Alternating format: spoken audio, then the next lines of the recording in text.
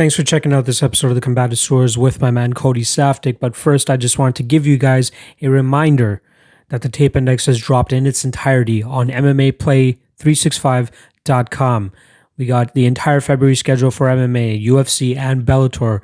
The entire tape index for all those cards are available on the tape index right now. Make sure you guys go check that out and sign up.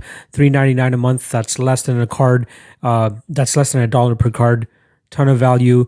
Very helpful for the last year for a lot of people. And now we're just trying to make it even better. But it's going to take us a little bit more time to continuously put them out. So we think the $4 a month is definitely worth it. So spend more time studying, less time browsing, and more time with your loved ones because you're not scouring the web for random regional fights in buttfuck nowhere, Brazil. So check it out. We appreciate the support. Now enjoy this episode.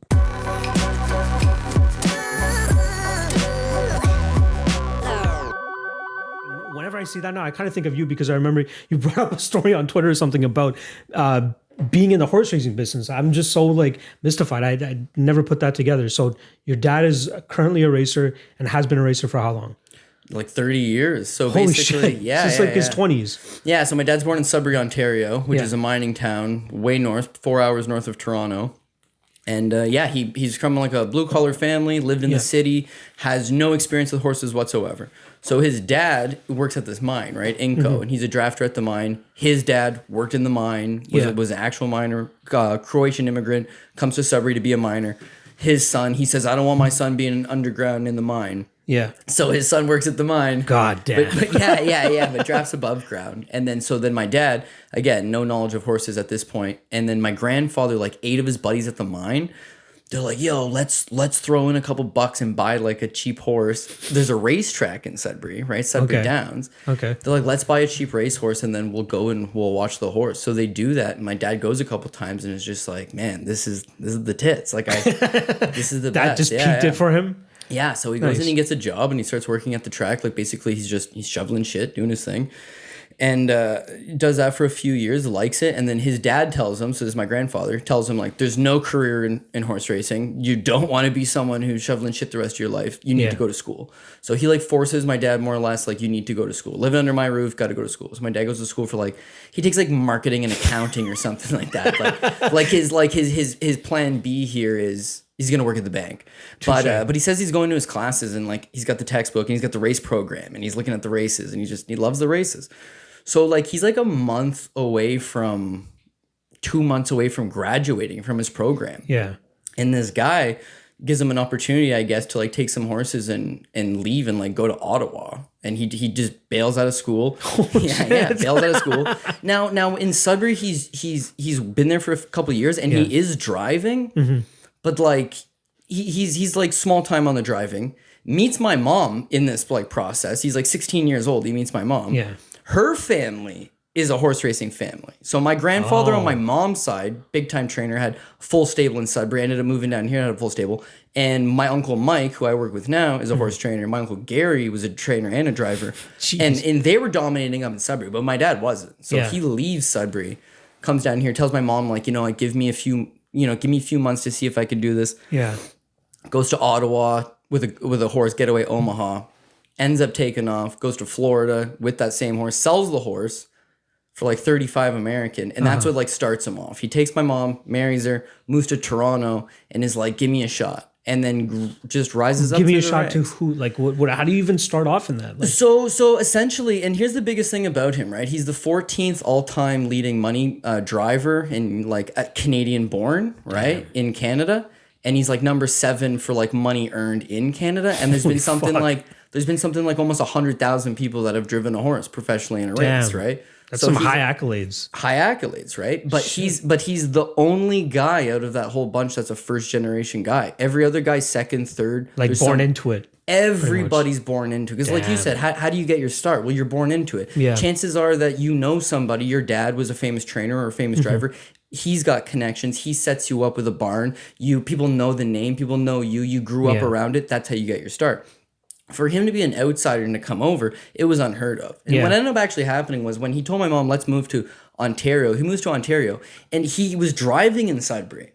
He was driving in Ottawa. He drove a little bit in Florida. Yeah. When he comes to Ontario, and Ontario is the premier circuit for horse racing, when he comes to Ontario, nobody's going to let him drive. So he gets a job for this guy, this like older fella, and he's back to shoveling shit. But he's in Toronto now. Like he's at the, it's called like Epicenter. It's really is the Grand Circuit, right? Okay. Like he's made it to the A tracks. From the B tracks, he's up to the A tracks, but he's not driving at this point. And this old guy ends up, like, I guess, getting cancer, right? And so doesn't tell my dad, but he's like a dying man. So he has lunch with a couple of his buddies, and he mentions to them, like, you know what? I'm getting out of the game. I got some health issues. I feel bad because I just hired this kid from Sudbury, come all the way down from Sudbury. Yeah. If any of you guys can give him a job, then, toss him a job. So Dad's like, all right. Wow. So my dad's got like a bus ticket to go back to Sudbury, and like one of this old man's buddies that he had lunch with, they run into him, and this Garth Gordon, and he's just like, why don't you stick around and work for me? So my dad sticks around, works for Garth. I'm assuming Garth is a big name in the industry. So Garth's a medium name in the industry. Okay. He's a trainer driver, and at this point, more or less everybody's a trainer driver. You train the horse, you drive yourself. You don't just come in and drive the horse. So Garth's training and driving, and Garth's got this horse called Softlight, and it's a very, very, very nice horse. And Garth bangs up his knee and hurts his knee, so he can't drive the horse. So he tells my dad, he's like, take Softlight around for me. My dad drives a Softlight horse, puts up a career mark. Like he wins the fastest the horse have ever been. Jeez. And then he comes back, and Garth Gordon says, lines are yours now, kid. Damn. And then that starts him out. And Garth Gordon and his late wife, Gloria, they're my godparents. So when I was born, my dad, as a sign of respect, not that we're religious, but it's like you know what I mean? It's a... Just a sign of respect. Yeah. It's a godparent. Yeah. So basically just like, that's how much that start meant. And we still talk to Garth, Gloria passed, but they're very good people. And then... That's awesome. Yeah, from there, just like it really took off for him. And then the biggest thing for him, the last thing I'll throw in, the biggest thing for him though, is he was... I know this is going to sound super weird, right? But it sticks with me. Hit me. He was never the number one guy. He was the number two guy 2-3 times. Yeah. He was the number 3 guy, 4 guy, 5 guy. Number one. Yeah, he was never number 1. Interesting. Okay?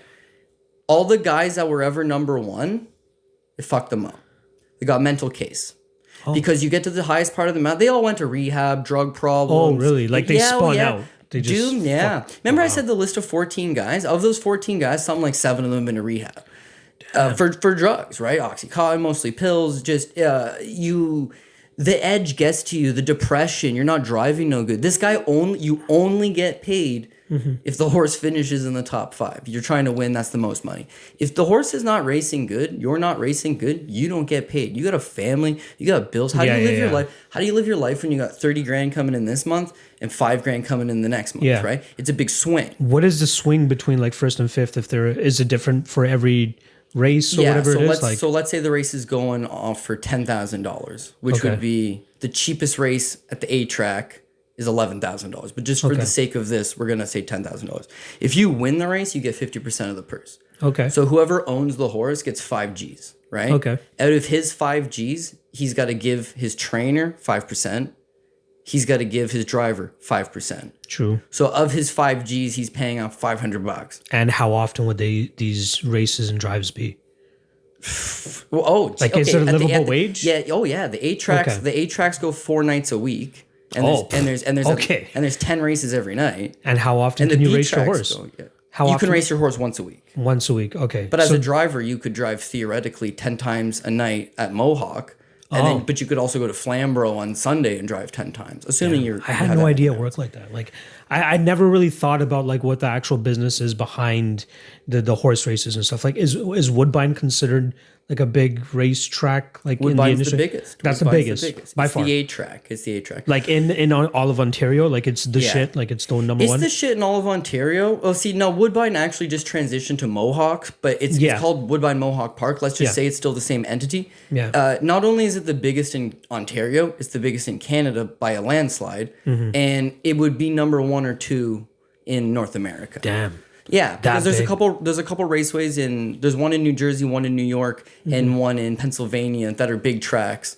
And outside of that, they've got a lot of B tracks as well. Yeah. Ontario has something like 8 or 9 racetracks. but they've got one A track, and then they've got Western Fair in London. It's a B track. Georgian Downs up in Barrie. It's a B track. Okay. Clinton Raceway in Clinton, Ontario. It's B like track. the regional. Raceway It's like in the Hanover. regional scene essentially. Like if we were to compare it to like MMA in terms of like Yeah. Woodbine is the UFC, and then the rest of these B tracks are like Bellator or like an LFA or something like that. 100%. Kind of like that. Exactly. And that's why my dad's always said he's got something like 5,400 career wins. Right, but there's guys that have 10% of what my dad's made money wise that have 8,000 wins because they spent their entire career banging at the B's for small money. Oh, true. You might race for $2,000, Makes $3,000. sense. My dad's racing for $40,000, $50,000. He's winning free for alls. He won a race for $1.1 million. Like that. That's insane. Right. So the number you get one win on your win column, but your purse earnings. But Is again, a different amount. You're Like, right. it's But X amount. Yeah, and he only gets 5%. So when I say he's made $100 million in his career, that's $5 million take home at the end of the day. By the way, I don't see none of that. Right? He lives his life. I live my life. That's not what I'm trying to pry out of you. I don't want to give a wrong impression. No, because he's a hardworking guy. He's No, self-made that's man. great. Self-made Like the man. story is cool as hell. Super motivating. So Yeah. I don't look. But for it's rubbed off handouts. on you in the sense of like you are a type of like entrepreneur type of guy trying to find your lane. I don't know exactly what the fuck you're doing. You're talking about having like all these different projects and shit, and I'm like, what the fuck? I thought this guy was just like fight networking it and bookie beatdown. That's it. I thought that's all you were doing. But like, what else is going on with Cody? Like, what the fuck are you like? If there's anything that you can actually share, like, I'm not sure how far along you are in your other ventures within life, but. Like what kind of are you trying to stay in the family business now per se? Like is horse racing something that you want to follow, or where are you? Yeah, you know what? Like it's definitely taking a lot more of my time. I own 4 horses now, and so I go. Okay, so you're in it. Yeah. Okay, makes sense. Yeah, I held my uncle and my dad trained 3 of them 3 days a week, Yeah. and then I got 2 that are out on the East Coast, which my girlfriend's father trains. Okay. And her sister's boyfriend, Paul, good fucking guy. Shut up, Paul. Yeah. Paul Langell, my boy. Yeah, they're both super good people. Yeah, so I find myself like doing it a lot more. And am I more passionate about horse racing than fighting? Like fighting's my love. Like why didn't I get into horse racing when I was a kid? Remember I was saying like there's no first generation guys doing it? I'm a second generation guy. I could have done it. But similar to like I didn't pursue fighting as an athlete, is it because I'm a pussy or is it just because that's not who I am, right? And the same thing goes with horse racing. Do I want to drive a horse? Like was going to be one of my next questions actually. Yeah. Is that something that you want to do? Well, there's a bucket list, right? And the fight thing is on the bucket list. Okay. However, there's a lot more likelihood of just beating up a tuk-tuk driver in Thailand, right? Than fucking blowing out my ACL, shooting a fucking double leg in upstate New York. Poor you. So that could get at least it'd be off the bucket list. But like, yeah, you know, the risk, is it really worth the reward? Like, yeah, parachuting and winning a horse race and like all that. Although, by the way, and I've always told myself this, right? To get the amateur MMA fight at least. Because it'd be tougher to take an amateur MMA fight than beat up some fucking drunk in Thailand. Right? Yeah, Let's be real here. Yeah.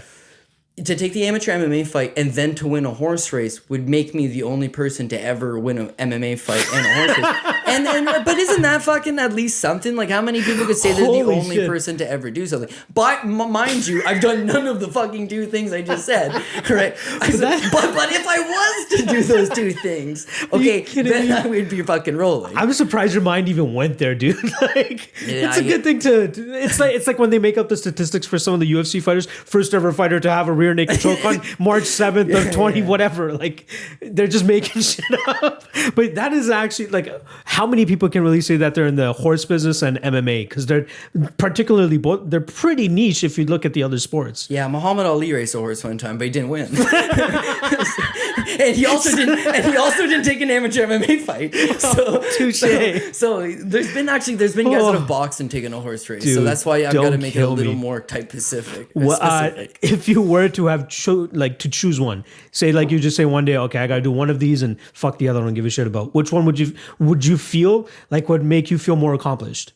Or feel better about yourself. I think the horse racing thing. Yeah. You know what? As much as I love MMA, and again, that's my passion. That's my number one. No doubt about it. Things like this past weekend, the Conor McGregor fight, the reaction of the fans right? So dumb. Yeah, so dumb. So dumb that I don't engage with it, but I still read it. I don't read it. Maybe that's my problem on Twitter, is that I'm not as vocal about stuff because I don't want to fight with people over stupid shit. Me neither. And there's so much stupid shit. I know. I can't. That's why I leave it for platforms like this. Like when I can actually talk about it rather than have to like tick, tick, tick, tick, tick and reply to people and shit. I'm not about that. Like this is the point of view that I'm going to have, and I highly doubt whatever you're going to say is going to make me change my mind. I would be open to it. Yeah. I'm open to listen to your opinion, but I have my opinion, and it's probably going to be made up no matter what. Like people talking about Conor getting or making it fixed or whatever, how Cowboy took a dive. Like how that's even on my timeline is the stupidest thing I've ever heard. And the amount of backlash regarding what the ESPN guys are saying. Who is it? Fucking Skip Bayless and Stephen A. Smith and what these guys are fucking saying. Why are you getting your panties in a bunch about that shit? Like, why do you give a fuck? Like, who gives a shit? That's his opinion. That's why he is where he is, because he's saying outrageous shit and it's getting a stir. His name is out there now. That's all he fucking wants. Do you think he cares what the MMA fans think? Do you think Stephen A. Smith gives a fuck about what the MMA fans think? Of course he's going to say what's the most controversial and what people are going to be talking about the next day. Fuck that guy. Don't let it fuck with you. Like, why are you... I don't know. I feel like sometimes I'm too passive. Like, some things I just... Like, I don't give a fuck. Like, I'm just going to leave this alone. I don't know if that's with you. That's why you're not as vocal on Twitter. But now is your platform. You can fucking express your lack of love of MMA Twitter just because how toxic it can be at times. Well, we've been super lucky here, right? Because the fans that we've got for our show are awesome fans. But the problem that I have is, like, let's say I have 20, 30 super fucking good guys. Yeah. And they all send me a question, right? Yeah. And I answer 20 or 30 questions. Mm-hmm. And then there's a follow-up question, right? Yeah. It's very hard eventually when you got so much shit going on. It's very hard to justify replying to 30 messages. Now the hardest working guy I've ever met is Pat Mayo, right? I live with Pat. I seen it all. I went to college with Pat. Nice. I seen it all. That's why he's so far ahead. That's why he has 50,000 followers. He's Draftkings' go-to guy. He's done exceptionally well for himself. Like his interaction with fans is why he's gotten there, is what you're saying? You've never seen somebody's hustle and grind like that guy. Ever. Mm-hmm. And like we're watching like Super Bowl, not Super Bowl, sorry, but we're watching like, the NFC Championship game. We're watching like NFL playoffs. We're watching stuff he's got a big interest in. And the whole time, people they're asking you questions. They're watching the game. And instead of watching the game, he's got this ability of like, bing, bing, bing, bing, bing, bing, bing, oh, bing, shit, bing, he's bing. doing it live. I used to think, oh yeah, dude, the whole time. And I used to think, wow, that's impressive. But then, the moment I knew, holy fuck, this is not impressive. This is a gift that the gods handed down to one Patrick Mayo. He was able to get a girlfriend out of it. Dude, she's sitting at the bar, okay? And he's texting away. He's half watching the game. He's definitely fucking interacting with all of his fans, and he's still, letting her know this is my guy, this is my girl, right? His multitasking ability was just second to none. And anyways, he's married, he's got a kid. That's awesome. Yeah, no, and his life is just, his life and his career has gone very, very far. But I associate all of that with, I seen it. This guy just works so goddamn hard. Mm-hmm. It is tough to do. Like even during watching a UFC event, like I'm watching it with my boys. I don't want to be that guy that's just on his fucking phone, like texting back to people and tweeting back to people and all that stuff. I kind of want to just sit back and enjoy it. But that is another way to kind of grow your following as well too. Like if you're remaining active during times of the UFC, especially when it's on live, there's going to be a lot of people out there that are kind of watching it alone and on Twitter. Yeah. So that's a way to reach out to them, to engage with them, and to get that follow or whatever it is to continue to expand your exposure. I'm doing my best with it. Like I had to make a deal with my girl. I'm like, pay-per-view events, I gotta this is something that I want to do. Like, if we're watching live this tweet together, not really live tweet, but reply to people and stuff like. It's the way. That's the easiest way to get that demographic that you're trying to go for. Yeah. But then getting the Cody rub, getting the Fernando Process rub, that's another thing that I kind of like. I'm not trying to I know that we kind of have the same demographic, and it's kind of sad for me that I haven't gotten to reach that yet. But you've been around this game for so fucking long. That's the thing that's surprising to me too. I knew you initially as the guy that did the matchmaking for us for SEC2. Yeah. I did not know you had your hand in were you were you in the MMA Twitter gambling world around that time? Like they were talking about 2011, 2012. Right. So essentially, like my getup is everybody else kind of gets into MMA through the UFC. I got into MMA through the IFL because How did that happen? Right. So it's 2006, and International Fight League, they struck up a deal with like Fox Sports maybe, and it would broadcast, and they'd play at like 4:00 in the afternoon. Some weird ass channel that I had. Right. Live or tape delay? Got to be tape delay. Tape delay. Okay, yeah. But they would always do the next episode because it was seasons, right? And it'd be like season 1, episode 1, and then it was team format. So you'd have like, I've heard a little bit about it. I've never really dug into it. Oh, yeah. I know it's like a my God, team-based MMA crazy. sport. Ben Folks was a part of it too. Like that. I don't know. They always talk about him and Chad Dundas. They're always talking about the IFL. And If you looked at like a roster of the guys that they had, they ended up being like awesome guys. Like Roy Nelson fought there, Ben Rothwell fought there. that's where they Chris fought each other. Horodecki, who was like just a kid, and he's from London. That was So the way that it really gravitated towards me is that I'd get home from school at like 3:45, right? Perfect timing. And my dad naps all afternoon because he races all night, right? Yeah. So he'd wake up from his nap, and I'd get home from school, and we'd watch the IFL for an hour, and it was the shit. That's awesome. And then Tough 3 comes out. I watch Tough 3 loosely, and then Tough 4 comes out. Game changer. And I've had a fascination for journeyman ever since. I don't like people in their prime.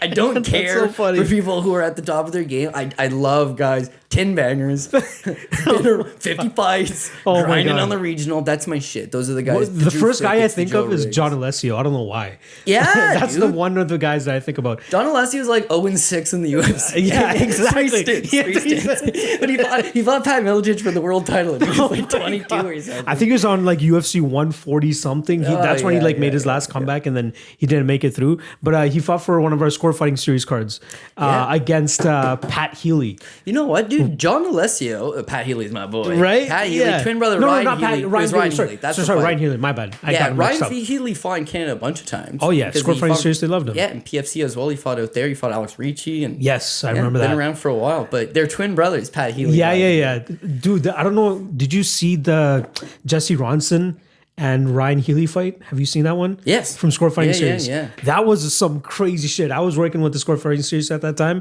and I got the chance to actually like sit down cage side and watch that one. They went to fucking war. I believe it went to a decision, but they went to fucking war. And there's this one moment of the fight where Jesse Ronson threw 3 head kicks in a row. Yeah. And they all landed cleanly on Ryan Healy, and he's still just marching forward. No fucks. Like, he was just as tough as his brother. Easily. So tough. And the super sad part about MMA is like you remember those wars. You remember just like, holy shit, this guy took it. And I remember by the end, Marcin Held TKO'd him. And it was one of those just like, it breaks you over time. You know, you can fight and you can be a grinder. And that's why like I got so much love for the journeyman, because it's like it takes a very special person to fight at least 50 times and not really be at the top of the sport. Yeah. But don't meet your heroes, by the way, because Joe Riggs was my guy. And the first time I met him, he was And the second and third time I met him, he's just like such Super a piece cool. of shit. No, piece of shit. Oh, shit. That's not the turn that I was fucking That's like, don't expecting. meet your heroes. I didn't say go meet your heroes. I did meet Vanderlei Silva. It was with... Yeah, man, he was good. He was cool. Was he good for you? He was with Thiago Alves. So they're speaking in Portuguese with each other. Okay. And Dave Shaw from the UFC is like, oh, I know these guys. Vanderlei's your favorite fighter. You can go take a picture with him if you want. I'm like, I don't know if I want to do this. I eventually got it. Like Dave Shaw actually took it. But then they just kept talking to each other. I didn't want to be that dick to be like, hey, Vanderlei, big fan, blah, blah, blah. They just let me have the picture and they shook my hand and that was it. Like, didn't really even talk to him because he was just busy with Thiago Alves. I just don't want to be that guy. I don't want to be that fan to like take away from their experience of being just a regular human being. I don't want to be that guy. Like, here's another one. Lorenzo Fertitta. Yeah. I saw him in one of the markets in Boston. I went to Boston for Conor McGregor and Dennis Seaver. And me and my girl went to this very famous market. And I saw him and his brother. I was like, what the fuck? Lorenzo's right there. And I literally just went up to him and just... I had to say something at that point. I'm like, thanks for doing what you guys are doing. I just shook his hand and just left. Didn't ask for a picture, nothing. I'm like, hey, Lorenzo, keep doing what you guys are doing. Shook his hand and left. I was just like starstruck. I was just like, I'm not expecting to see Lorenzo motherfucking Fertitta here, right? Or Fertitta? What am I talking about? Yeah. Sounds like a fucking Mexican food, but... Fertitos. It sounds like a grocery store in Canada. Yeah, it could be that too. No, but I hate being that guy that like tries to push on celebrities in a sense. Like I don't want to be that guy. I hear you, man. And honestly, when I went to college, that was the biggest thing that they had told me, because I went specifically for like a TV media program, TV and radio media. And the biggest thing that they had stressed out is just like, when you meet these guys, you can't be fanboying over them. Exactly. Like, and they were setting us up more for like, my whole program was into hockey, was into football, was into basketball, was into soccer to a lesser extent. Nobody did MMA. Nobody did MMA. Wow. I went to college in like 2011, 2012. Where did you go? It's called CSM, College of Sports Media. It's like a it's probably actually I've heard about it. My brother was actually going to go one time. But yeah, I did take a tour there actually. So from my year, right? Because they only took 40 kids for the program, right? Yeah, but from my year, Pat Mayo, right, who ended up doing big things for DraftKings, right? Paul Shaughnessy, my boy, personally. Danielle Michaud is on air at Sportsnet. She also does the between period interviews with the Toronto Maple Leafs. Oh, sick. Sean McKenzie, it's Bob McKenzie's kid. He does the Toronto Maple Leafs, like he does their interviews, he does so the turnover in terms of like getting into a legitimate job after this program is pretty fucking high. Jesse Rubinoff did Sportsnet for a little bit. He got let go, but he was doing Sportsnet for a little bit. George Popoulos was also at Sportsnet. These guys they all made it on air. Phil Perkins made it on air. These guys are all, let's say from the 40 kids, like 8 of them, I would be like considered the 10th or 12th most successful person of the 40. No, that's no joke, man. Wow. Dude, it was star-studded. I can't speak for the other years, but our year absolutely crushed it, right? So you and Paul came straight from that program to Fight Network? Yeah, so Paul and I come straight to Fight Network, and at this point, like, I've been watching fighting since 2006. It's now 2012, 2013. So I've got like 6 and 7 years as a fanboy in, right? Yeah. Like, dude, I drove, holy fuck, man. I drove to Gatineau, Quebec to watch Tony Carter versus Carlos Newton, right? Was that, what was? Warrior One. Warrior One MMA. Shit. Yeah, wow. I'm so fascinated by that stuff, right? Yeah. And I just, but now at this point, I'm completely fanboy. I've gone to like MMA expos and whatever, and I start at Fight Network, and then just all that stuff from college, it's like, don't treat it like anything. So Fight Night has this big party, and it's just like, there's Brendan Schaub's there, and like, I was at one of them with Weidman, and I think you were there. Weidman, Sean Shelby was there. Sean Shelby was there. Yeah. So now I'm shooting. I go from fanboy just out of college to I have a 20-minute conversation with Sean Shelby. Yeah, exactly. We're playing ping pong with Chris Weidman. Yep. Fucking, we catch Brendan Schaub cheating on the girlfriend. Right. But this is the greatest. I did not know of all. about that part, but okay. I spilt a fucking glass of wine on Showdown Joe's girlfriend's boots. Oh, I know. Anyway, so this same night, I'm boozed. As you can probably tell by how the story's going on. For sure. And you can ask anybody that was at the Fight Night between 2013 and 2016. Cody, that guy. So Rory MacDonald's there. And the motherfucker's wearing red pants, which I don't get, man. I don't get it. I just don't get it. Is this pre-Red King or post-Red King? This is 2014, 2015. Like, he's not weird. Okay. He's like, George is admittedly saying, I'm going to pass the crown to him. I'm going to retire in the next couple fights. Pass it to him. Like, he's the shit. And he's wearing red pants. So, right, I know. So I go, anyways, whatever, I'm drinking. So I go up to him. I'm like, Rory. And he's not having none of it. Aaron Hawani's at the party, too. Yeah. He's not having none of it, right? Yeah. So I asked him straight, I'm like, why are you wearing red pants? He kind of takes offense. It doesn't get heated. It gets awkward. Yeah. And then like a couple of people from the Fight Network are like, yo, you've been drinking. This is bad look on you. You're hoping to get into this industry. Yeah. You're hoping to rise, right? Slow your roll. Yeah. Anyways, like a couple months later, Robin Black's retirement fight is at this card called Slam 1. In like Winnipeg or some shit, right? No, it was in Quebec. Okay. And it's his last career fight. He fought Derek Charbonneau. If you look at the card, Ryan Hall was on it. Olivier Aubé-Mercier was on it. Jeez. Dude, it was a TriStar setup show. Okay. All the fights were like done in 2 minutes. Oh, shit. All first round finishes. People just coming in to do the job. That's it. Robin's fight went to the second round. Right. And that was like, whoa. Yeah. That was hairy for a second. I've been drinking. Right? Yeah. A bunch of us have gone to the fights, and they do a t-shirt toss for a George St. Pierre signed t-shirt. I'm only like 22. No way. Right. And I don't even want the t-shirt. You die for it. They throw it in our general direction. I don't even want the shirt, by the way. I don't care for it. I have a George St. Pierre signed shirt that just... I jump up for it. It's in my general direction. I spill a full beer.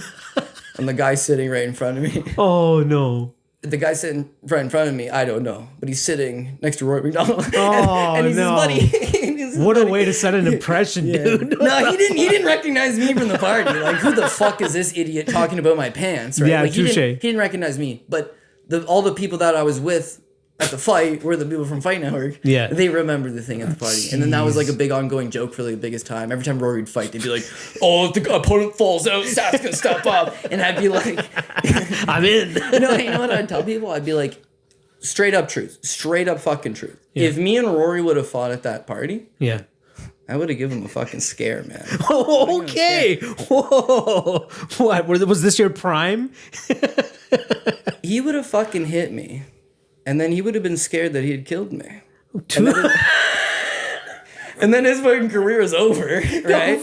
So You're like lawsuit waiting to happen or some shit. yeah, you think I can fight Rory? Okay. Yeah. No fucking chance, man. Okay. I would have looked like him after the Robbie fight with one jab in the face. You know, like, Just sell it. Sell the shit out of it. Nah, Come on.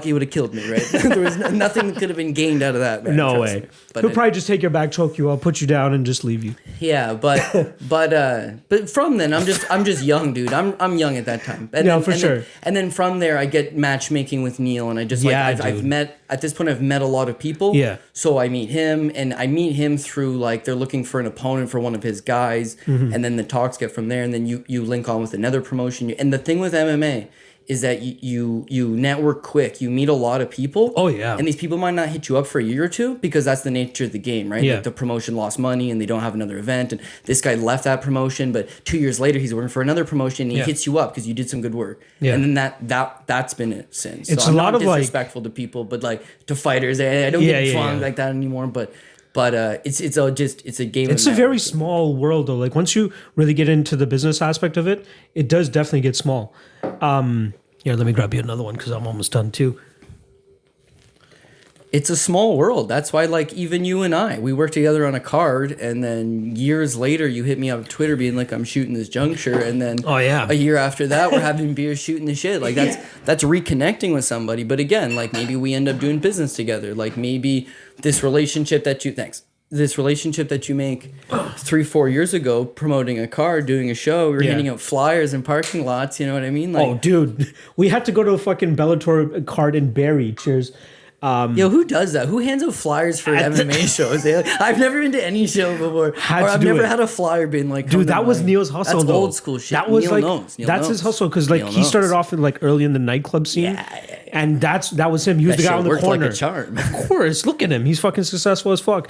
But yeah, no, I love the regional MMA shows. Do you even know how I got started in it? You have no fucking idea. Like, you just met me through Neil. I met you. You were the general manager at Head Rush Gym, and Yeah. Neil was just like, "Yo, we're gonna have this card, and Manpreet is gonna oversee like our fighters. Goju franchise is gonna Exactly. oversee our fighters, and he's gonna keep all of them on check for their medicals. They're all gonna be ready Yeah. to be on weight. They're all gonna be this and that. And then like you oversaw. It was a lot so of stuff. fun. Like, it was so fun to do that. It was But the best, man. That card had a lot of studs on it too, by the way. yeah, for Both of sure. them, yeah. Both of them. The fucking Kyle Nelson and Neil Hordat fight. Fucking Crazy amazing. stories about that. Yeah. Yeah, no, I was in college for music business. My roommate used to help this kid that had like, he just had a disability, so he was in a wheelchair. And he would always help him get the vending machine stuff because it was just outside of our dorm room. So one day he comes by the room and he like hits me up, and my roommate's not there, so I help him. He goes, "Oh, he told me you're really into the UFC." I'm like, "Yeah." He goes, "Oh, I'm in the sports management program. We have the head of PR from UFC coming in." I'm like, "What the fuck? Like, what are the chances, right?" He goes, "Do you want me to like give you his contact and shit?" I'm like, "Yeah, that'll be great. I wouldn't mind that." This is me like almost done my music business program.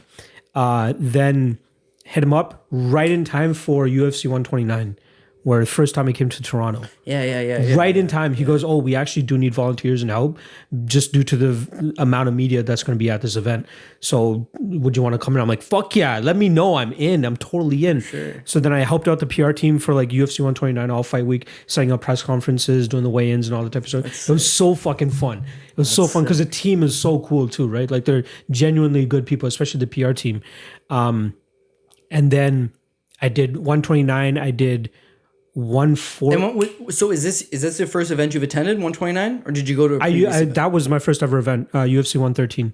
Shogun. Yeah, shit, Shogun me too. I Machida. didn't even see that. Yeah, Oh, yeah. fuck yeah, me That's too. why I have to get that Dude, poster. legendary. Dude, Shogun's my fucking favorite I fighter. don't know but if yeah. it's because it was the first UFC I'd been to, but yeah, something special about that. When he sick. KO'd Machida, holy fuck, I never We saw seen. the Machida era end so abruptly. Yeah, me and my buddies almost got jumped to like some Yeah. nightclub, like way down. Like our ongoing joke all night was like Shogun, and like this other gang of people who are clearly not fight fans. Oh no, they're gonna kick your ass over something.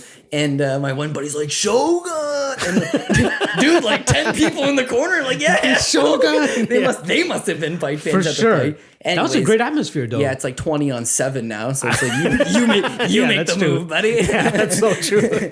But yeah, good. dude. Oh man, great times. What a great show that It was definitely fucking sick. Yeah, and then I met Brendan Fife. You know Brendan Fife? Yeah. I met him at a fighting series. UFC, exactly. UFC 129 media appreciation dinner or some shit. Open bar, Ryan Bader, Tito Tees, I think Chuck Liddell was there as well. And it was just like a media event and people were just walking around talking to people. A mingle, I guess. Then I went to the bar, just chilling there, fucking getting a beer. Brendan Fife comes up and talks to me, completely alone, nobody around him and all that shit. He goes, "Oh, you're really into this stuff, right?" I'm like, "Oh, I'm just volunteering." He's like, "Yo, I'm about to start the Score Fighting Series. Would you want to come and help me out and shit?" I'm like, what the fuck? What are the chances that I'm standing exactly where this guy just so happened to spark up of a conversation with me? Life, man. Right? Like That's these life. small little fucking things. Like even my roommate, like if he wasn't friends with the kid that had the disability, would I have even gotten into this fucking industry without getting that in? Like I wasn't actively looking for a job with the UFC or anything like that, but the fact that I had that outlet where I'm like, okay, I can get directly to the head of PR of Canada. Let me try this out. And look where the fuck it's fucking taking me. Like, You want to know something crazy? As far as like strange, random coincidences, is like after high school, didn't know what I wanted to do. Knew I liked fights. true. Was one of the few guys in high school that was into fights at that time. But yeah, I graduated in 2008 and just no idea what I want to do. Take 2009 off. I was working at like a flooring store. My aunt owned it, and I'm just like stocking tiles in the back. Like I'm just gonna work a regular job, but I'm trying to think. Like I'm a thinker. Like what am I gonna do here? What do I want to do? And I know I want to do MMA stuff. But like how do you get into it? And I get a random phone call. I pick it up, and it was the dean of admissions from the College of Sports Media. He calls me. For what? I don't know. So What the fuck? dude, I'm in my buddy's garage. And you weren't even expecting this. I am baked. Oh, that's the Man, worst. I'm like 19. That is the worst. Right. Anyways, I'm baked in my buddy's garage, and then I get this phone call into unknown number. I don't even answer unknown numbers anymore. I don't do that shit. Fuck But at the no. time, it was like, shit, my modeling career might take off. But you just don't know what the phone call's about. And then Touche. that makes it intriguing enough to... Now I know what the phone call's about. Some Yeah. Nigerian prince is trying to get my money. Yeah, exactly. I don't answer them anymore, but I was gullible back then. So I answer the phone. He's like, "Is this Cody Saftic?" I'm just like, "Yeah." And he's just like, "Oh, this is Dave Lannis." And he's like, "I'm with a friend of yours, this Mike Allen." Now, Mike Allen was a friend of mine, but like we went to elementary school for a few years. And then he bailed out because he couldn't speak French. I went to French elementary school. He couldn't Fuck this shit. he couldn't learn anything, man. Wow. Oh yeah, it was tough on him. Poor right? guy. Like he just couldn't understand the material. And he was a good guy. He's a buddy of mine, but his parents yanked him out, put him in an English school. So anyways, we get out and I didn't even know we went to the same high school for like the first 2 years. Oh, wow. And then we it wasn't like when elementary. We were tight in elementary until he left. And then in high school it was just like we're buddies. He's buddies with my brother now. He went to that school, dropped out after like 6 months. But during that process he was there, was like, "Oh, Cody would like this." Tells the dean of admission for whatever reason and gives him my number. And for whatever reason, the dean calls me. I had to go in and do an interview. You had to do an on-screen thing. You had to do a written thing, all that. But all the same, I always thought it fell on my lap. And my whole life changed after that because I met Paul in college. And I have the show with him now. I met Pat in college. We ended up living together. The second place I ever lived on my own, like Pat and I, that totally helped launch my career because of the shit that I learned from him. And also just doing stuff with Draftkings now, you know, getting to the Fight Network, the group of guys that I met there, the opportunities I was presented. Like when I decided, I told Paul, I was like, "Listen, we just launched, Fight Network is owned by this Anthem Sports Media. And Anthem Sports Media had just launched this fantasy sports network. So they were only focusing on fantasy sports. Yeah. And they have no content. They're looking for content. Perfect timing.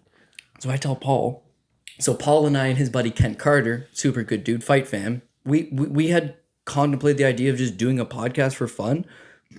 But then it was like, who's going to listen to three dudes they don't know talk about nothing? When was this though exactly? 2013. Okay. So in 2014, I'm like, yo, this network's launched. They're looking for programming. Why don't we just reformat our show to not be a general topic? We were talking about like, what are the big stories in MMA this week, right? Mm-hmm. It's like by the time the episode airs, people kind of are past that shit. And again, they don't care about three people who have no brand representing them, don't have any name. We're not marketing ourselves. We have nothing. So I'm like, let's restructure the show. Just talk about fantasy MMA, and we can use that to put on the network. And then we've got a platform right off the get-go. Yeah. But fantasy MMA didn't exist at the time. Oh, no.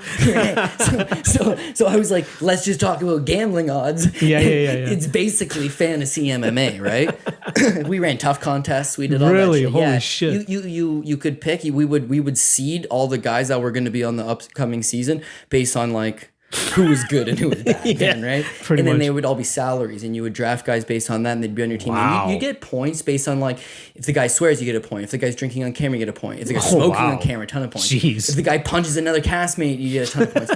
But also like if he wins his fight by submission, if it wins by knockout, if he wins by the first round, if he advances. Crazy. Dude. Yeah, all types of. If he gets kicked off the show, that was like 150 points. You wanted the guy not to win. To get kicked off the fucking show. So you'd try to get a couple loons that were cheap, and you'd try to get a couple guys that you were like, you know what, he's probably just gonna go and wrestle fuck his way to the finals. Like you'd try to get a good balance. But we did all that shit to give us an ability to go on Fantasy Sports Network. Yeah. And to be classified as fantasy.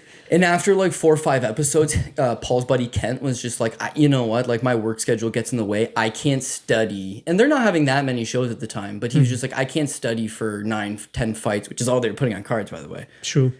I can't keep up with it. And Paul was just like, do you want to do it, you and I? And we say, yeah, okay. And then we contemplated, do we want to call in guys? Because like I had this Bellator contact list. Like if you've ever fought on a Bellator show, like I had your number at some point. Like, I don't know why they provided it, but like, yeah. So I was always like, okay, we could contact these guys. I had a lot of manager contacts. Yeah. But ultimately we just thought, you know what? It's very hard to be like, oh, this guy's available Tuesday at 6 and then try to schedule around that. Where exactly. It's like, we know the time that we want to shoot. Yeah. So we shot. And there's a ton of guys like, I appreciate you giving me the platform. And I wish I could have. Daniel Levy, right? I went on his show a few times back in the day. And I used to love it. And I appreciated him giving me that platform so much because he's a super good guy and I love talking fights with him. Yeah. And I always want to reciprocate that favor and have him on our show. But we just don't do guests. It doesn't need to be that way. I don't like the delay if you're going to be Skyping somebody. Like if I can, this is why I wanted to do this. Yeah, exactly. Daniel was on my show like last month for the 245 card. But like I know what you mean. Like the chemistry of having you exactly in front of me rather than waiting on a slight delay through Skype or some shit like that. You just can't build the same chemistry and have the same type of conversation.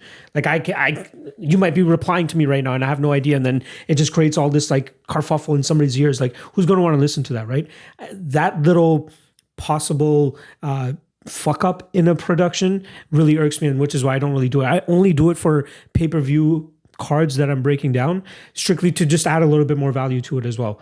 Like to give these guys a platform as well. Like I had Newsom on, I had Daniel Levy on, but I want to give even the smaller guys a shine too. There are guys that would 500-ish followers or something that aren't that big yet, but are good and deserve a little bit of shine. So I want to bring those guys onto my show, but I can't fly them out. I mean, like I'm working with a bare minimum budget right now. I'm like, thankfully I live in Toronto though, where we have a ton of guys within the industry itself. Like I have this computer list on my computer at work. Yeah.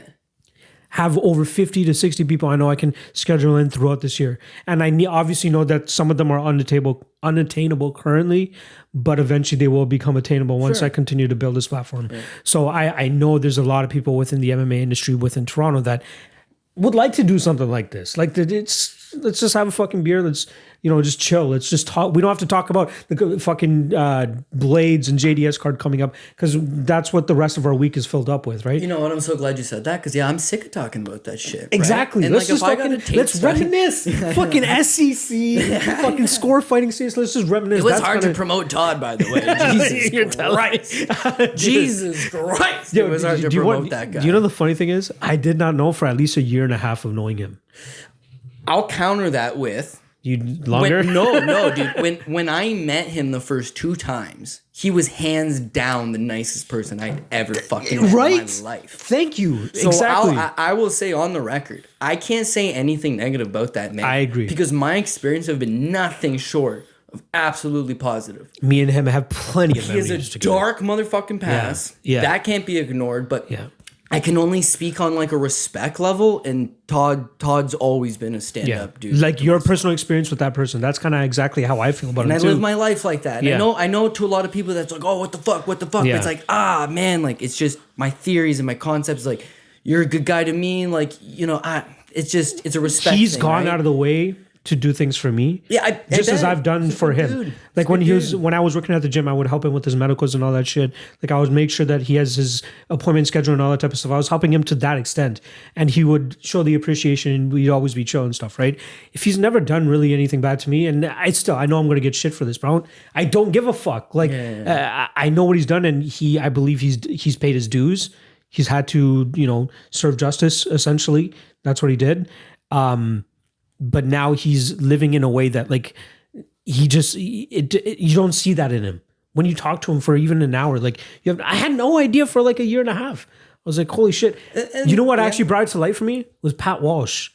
Oh yeah. When Pat Walsh fought him that one time at SEC, right? No. When Fat Walsh fought him that one, dude, what a fight! Eh? You can YouTube that fight. Go watch it. I know. It is so sloppy. I was like, what the fuck?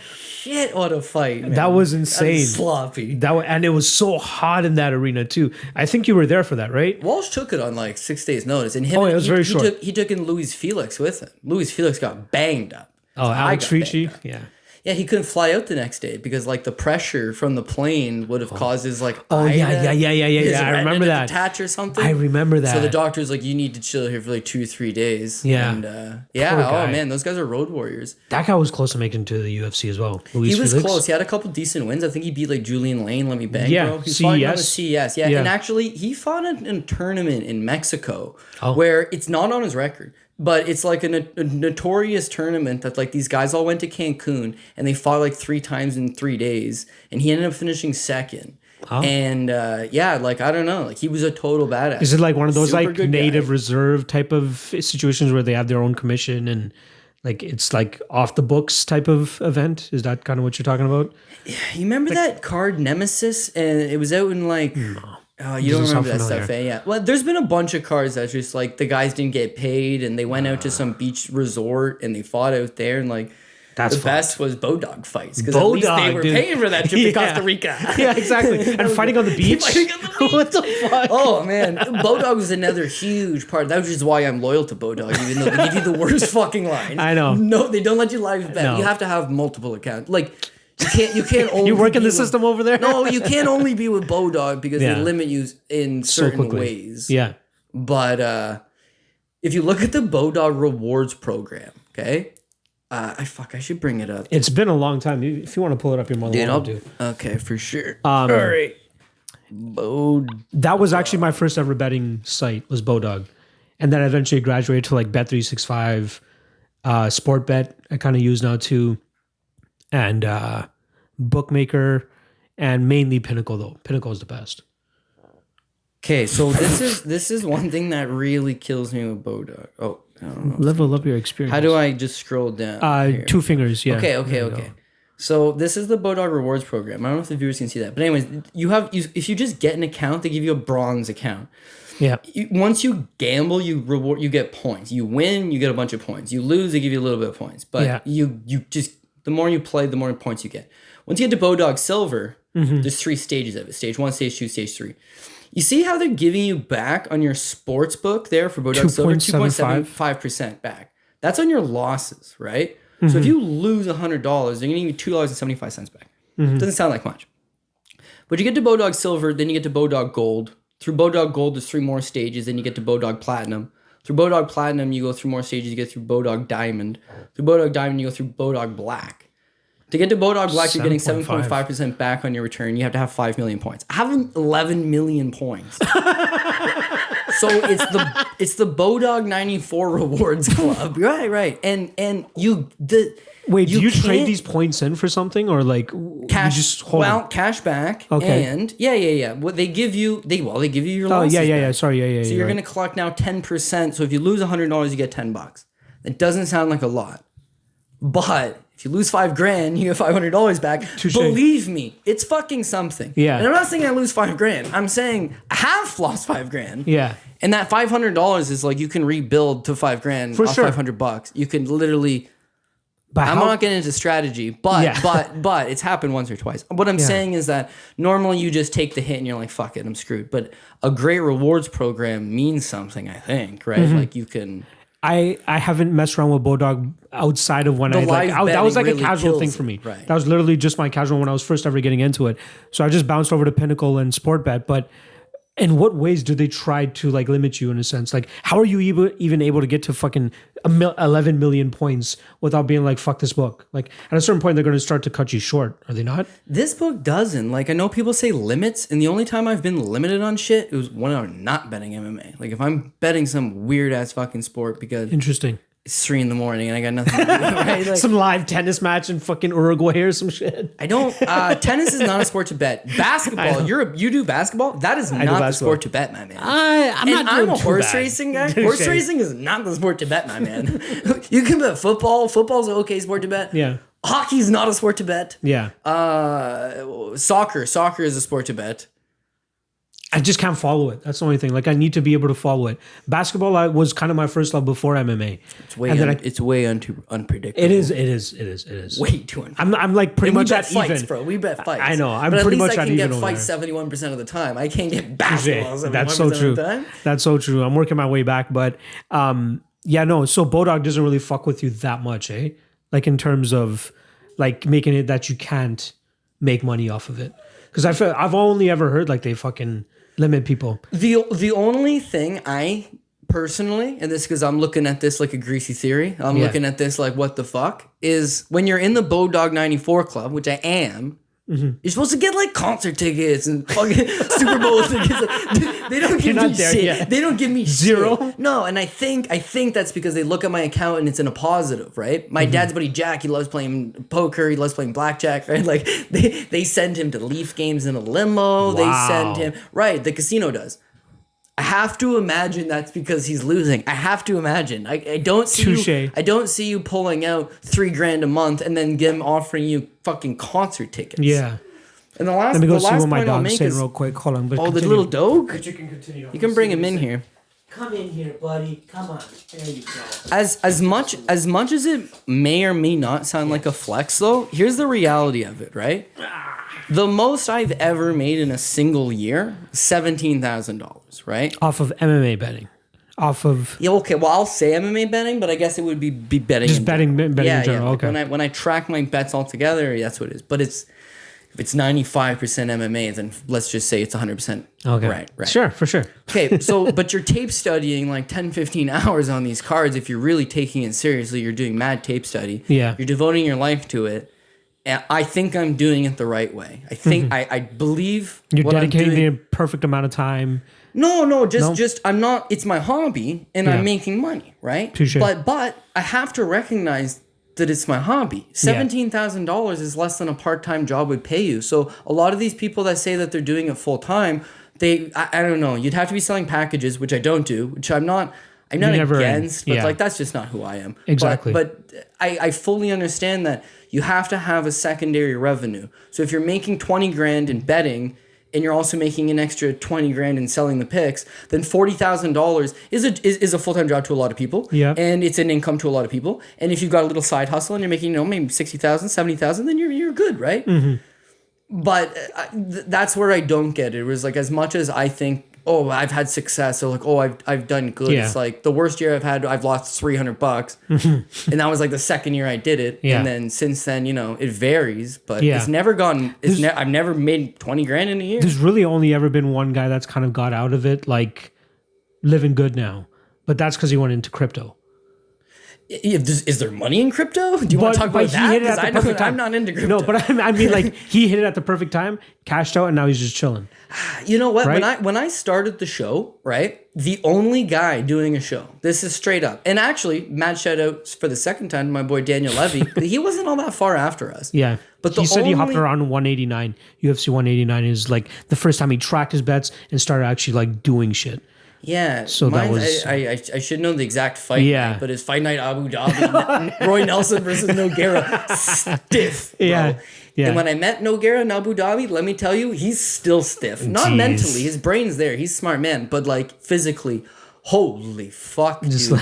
You'd think he has a pec leg. Oh, wow. I know, it's sad. That's but it's fucked. like, he put a lot into the sport, though. For sure. I asked him, I was like, oh, how do you feel? He says he feels great. I says, geez, you know what? Frank Mir is doing these Submission Underground matches for Chael Sonnen now in Oregon, and Chael Sonnen's having Fabio Schneer. He's having a bunch of OGs coming down, and like he spends a little money. Like, how badass would Nogueira versus Mir 3, but as a grappling match because they're a lot older? How badass would that be? And I asked him, he's like, totally down. I'm like, geez, what a great idea. But like ultimately, I bet he is down, but I bet like anybody around him would be like, bro, he has a peg leg. Like, what are you asking him if he wants to compete for? Like, remember that time he was a kid and he got hit by the bus? Well, it looks like he just got hit by a bus. Like he's mentally though sharp, and that's important to note as well. Because he's got the money to pay for a new hip. He's got that's the money true, exactly. Because he's working with the UFC as well. He's like an ambassador for them. Yeah, there's a lot of stuff for Fight Pass. Tons of stuff for Fight Pass. If you go on Fight Pass and you really dig deep on it, there's like a whole Portuguese section where there's a lot of Portuguese programming where you can watch obviously Tough Brazil and all that. Yeah. But they'll have a lot of like where you see Dan Hardy breaking down some cool thing. That's like their UK division, like what is it, Globo and all them. Like they produced a ton of esports, tons of stuff that they promoted. And he's like one of their big brand ambassadors. I didn't know that he was like that involved still until like I talked to Fernanda because she was the one that told me. I'm like, oh shit, like he's like that involved still with the UFC because you obviously still see him in like the crowd at the events and stuff. But I just always thought that was just like, you know, it's in Brazil, so he's fucking there. But he actually works with them. I'm like, holy shit. Yeah, I've only asked for 2 pictures. Like, since, you know, I told you the no fanboy thing? Yeah. You cracked on it once, twice? I asked for 2 pictures. That's fine. I asked for his picture. I asked for Mark Coleman's picture. Oh. Yeah. I think that's worth it. Yeah. I think it's worth it. I had one with Sean Shelby. That was one of mine that I actually fanboyed out on. Vanderlei Silva, obviously. And then just like the meet and greets, like you go to, I'm sure you've been to them, like the Toronto MMA Expo or like. I went to the dopest meet and greet of all times. Which? Oh, yeah. Oh, the dopest meet and greet. I think you were at the GSP one, right? No, this smokes out any meet and greet. Okay. This is the greatest of all time. Is this a story that you can share? Holy fuck, this is a great story. Okay, so this guy, AJ Hillier, right? He's huge. You got to realize, I've spent a lot of time in this community in like every facet and collecting memorabilia. I've also done my fair share of that, right? I have a lot of weird shit at my house that like you couldn't dream of. Jeff Monson broke his leg in an M1 fight against Fedor. I got the cast, right? Like I got stuff like that. Wait. How the fuck did you get that? eBay or like a hookup? So quick sidetrack on that, please. How the fuck did you end up with Jeff Monson's cast? So Twitter's pretty new at the time, but essentially Monson says, I just cut the cast off. Whoever wants the cast can have it. You got to answer a fucking question. Yeah. What's my favorite hockey team? How the fuck would I know? How the fuck would anybody know? Only you knew, or did you Google it or some shit? No, I didn't know. So what I did was, Monson's out of Minnesota, wrestled Minnesota, spent a lot of time out of Minnesota. Minnesota Wild weren't a team at the time. True. But the Minnesota North Stars were. And the Minnesota North Stars had converted to the Dallas Stars. So maybe he's a fan of the Dallas Stars, right? If you're an Expos fan, chances are you cheer for the Nationals, right? Yeah, you're right.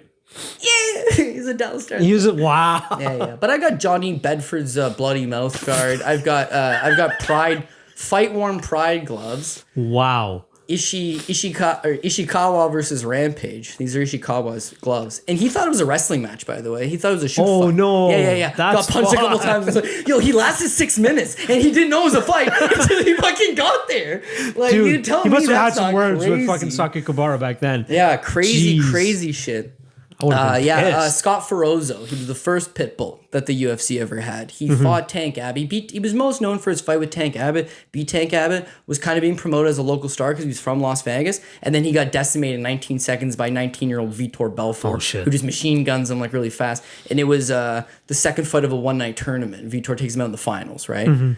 That was his claim to fame. Anyways, the whole story here, though, is that some like marketing director guy at Nike is a Scott Ferozzo fan. So he makes a prototypical Team Scott Ferozzo jacket, and it's a Nike jacket. Nike down the one arm, Team Ferozzo down the other, fucking original Pitbull, everything like that. 3 of them get created. Scott Ferozzo is 300 pounds, right? And the jacket's like a triple XL. I have the jacket. Where this is significant to me is 2 things. One, this jacket's made in like 97. It's the first ever Nike created UFC item. Prior to that, it's human cockfighting. True. No brand wants anything to do with the UFC. The fact that Nike allowed UFC to be on the same jacket as Nike at the time, crazy. First one created. It's his jacket. And then remember when the 25th anniversary passed, they did all those, they did 25 documentaries? Yes. Okay, the documentary where they move the events because it gets banned, Ferozzo and his team are getting on the bus, and they're all wearing, and the 3 of them, 3 jackets, Ferozzo with the big one, loading it on. So there's my authenticity and everything, right? And I got Soka Juice trunks, and he fought Lyoto Machida. Like, just so much random shit that you collect over the years. Jeez. People give stuff to you. You find stuff. Like, I think the only like memorabilia type thing I have is the mat for SEC2. I still have that sitting in my garage. Shit, really? Yeah. So to get back on track though, right? Yeah. So anyways, I meet this guy through the like MMA memorabilia subculture. Because sometimes you want to know what this shit's worth, right? So you reach out. Anyways, this guy's like, especially at the time, he's like the guy. He's from a company called MMA Signatures. His name's AJ Hillier. Sounds familiar, actually. He does a lot of autograph signings. So he'll bring a guy down, do signings. The guy signs some gloves. The guy signs some autographs. He throws them up on eBay. He sells them on Facebook, whatever. Makes his money that way. So he has this, he decides to fly in a bunch of guys for a signing and put it at this MMA expo, right? So he has this MMA expo in like Saratoga, New York. Upstate Random New York. city. And he's from Pennsylvania. So it's not super far for him, I don't think. But very random city. And he doesn't decide to go get new guys because the new guys cost a lot of money, right? Like if you want George St. Pierre, like you're saying, you want George to sign autographs, man, you're going to pay this guy 10, 15,000. You want a lesser guy to pay to sit there and sign autographs. He's paying big money. This guy brings in all of the OGs. And by all of the OGs, I mean, he brought in Art Davey, right? Who started the UFC, shit. okay? Yeah. He brought in Gerard Gordeau. Wow. Who kicked fucking Taylor Tooley right in the face. His tooth landed on Big John's wife's lap. Or it was the kitchen lady's lap. And she was like, we're banning this sport for sure. And that was the first fight, too, I'm pretty sure. First fight ever fight. Yeah, and he's there. Emmanuel Yarbrough's there. Don Fry's there. Dan Severn's there. Wow. And then Joe Riggs is there. Brian Ebersol's there. Like, Jeez, Ebersol. Felice Herrig and Carla Esparza. And that's where I got my infamous fight with Carla Esparza, was at that expo. What a fucking bitch, man. Whoa. Is this common knowledge among the people that watch our show? Know okay, all about that. Yeah, please catch me up on that. I would like to know about that, actually. If okay. Give me the cliff notes. So let's get back on track then. So I could go to this. This event's got all of the players franchise. All of the players are at this fucking convention. I have to go. Yeah. Problem is, I can't fanboy anymore. They told me I wasn't allowed to fanboy. So I was like, shit, I work in the industry. So I'm like, shit, I should pitch this to Fight Network. They should pay for me to go down to this expo and interview all these people. Then I can get media credentials. The other thing is I knew AJ Hillier. We had interacted. We had done business, right? Yeah. So I was like, the bridge was already there. Can I get media credentials? Yeah. And he's just like, okay. I'm basically bringing all these guys in to sign a bunch of shit for me. Yeah. Selling some tickets. But yeah, no problem. So I get a media pass. I'm the only guy with a media pass.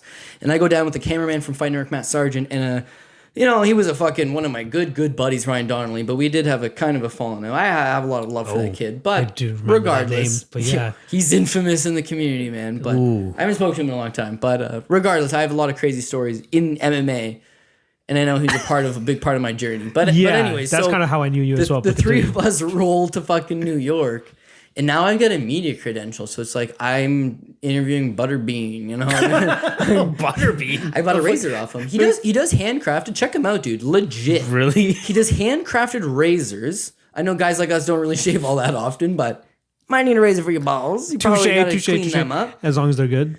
Yeah, no, and he'll go get like birchwood, or he'll like hunt an animal, let's say, and use like the tusk, and he handcrafts them all himself, and he signs this thing being like handcrafted by Butterbean, signs it for you. Anyways, he'd be selling them there because got to run a little side gig while you brought into town. But going back to the whole Esparza Felice Harris thing, so that hurts. I always thought Esparza was a nice little, cute little, She's redeemed herself in my eyes. I'll tell you why after I finish the story. But I'm there to talk to the OGs. I want to talk to Don Fry. For $20, you can do a clinch seminar with Don Fry, right? Huh. 20 minutes. Only one guy signed up. I wasn't allowed to do it. I wasn't allowed to do it. It's just that a part of me was like, I can't pay. I'm here working. I got credentials on. I can't pay $20 to fucking grapple with Don Fry for 20 minutes. But holy shit, I was envious of the one guy that paid. Do you know how fucking awesome that is? You could pay $20 to grapple with Don Fry? You could have made that a segment too, though. Come on. God. That would have been a fire segment. I was wearing jeans. I didn't even know. He needed the money. Clearly. That's he enough. Was greasy. We've seen worse in the UFC. That's fine. So as I'm talking to these guys, a lot of these guys don't got anything new to add, right? And because Fight Network's heavily involved in like news at the time, they want like talking about fight specific stuff that we can put on upcoming shows and whatnot. Yeah. So I'm like, okay, you know what? Joanna and Jacek's got an upcoming fight, right? She's gonna defend her title. And she literally she had just won the title off of Esparza like six months ago. Okay. So I go and I ask, it's Brian Butler. I'll give a shout out to him because Sucker Punch. Yeah, because he's probably a really good guy. And a lot of people say he's a really good guy. And I'm not saying he's not a good guy, but my one interaction with him was fucking puss shit. Oh, right? No. No, but I bet you he's a good guy. I'll explain though. For sure. So I go up to him and I'm just like, hey, would you mind if I interviewed Carla and Felice? Mind you, everybody else at this expo is by themselves, eh? Like Butterbean and Don Fry, like they don't got their managers sitting with them. But these two young ladies do. That's totally fine. No problem there. I go directly to him and ask, would you mind if I spoke to them? They're both managed by Sucker Punch Entertainment. He's there with them. Okay, no problem. So he says, the one thing is you can't ask about Ueni and Jacek. Oh. Really? So I'm thinking that's soft, but it's not puss. Yeah, it's just soft, right? And it takes you said a lot. 6-ish months after she lost. 7 or 8. Well, she was. What it would look at the timeline between when she lost and when Joanna fought next. And I think it was like 8 months. I want to say, but because she fought Jessica Pena after. That's who it was, right? I want to see how long that actually was. Let's see that. So anyways, he says, don't ask about Ueni and Jacek. And you know what? Even though I said it's soft, it's not puss. Because I see where he's coming from, eh? Yeah. He's got to manage these two chicks on the road. She don't want to talk about Joanna. She got a little bit of her feelings. It was the worst night of her life. Yeah. She don't want to talk about it. Yeah. And she's very much made it clear to him that she does not want to talk about it. And he's telling me, just some random guy he's never met before, don't bring it up. And man to man, I get that. I get that for sure. But I'm doing my job. So I ask him, what if I don't bring up the fight whatsoever? Could I get a prediction on how she think Joanna will do? Oh no. In the upcoming fight? Yeah. He says yes. Yeah. He says yes. Okay, so now the interview with Esparza starts. He tells me, you're going to interview Esparza. Felice Harris waiting right here. She's right after. Okay, perfect. No problem. Carla Esparza comes over. She's good mood. She's cheery. We start the interview. She's pretty good. We're talking about the Cookie Monster. Have fans ever given you cookies? And she's, that's the toughest part. You see them out before the weigh-ins, and they're giving you cookies, and then they're sitting there and you weigh in, blah blah blah.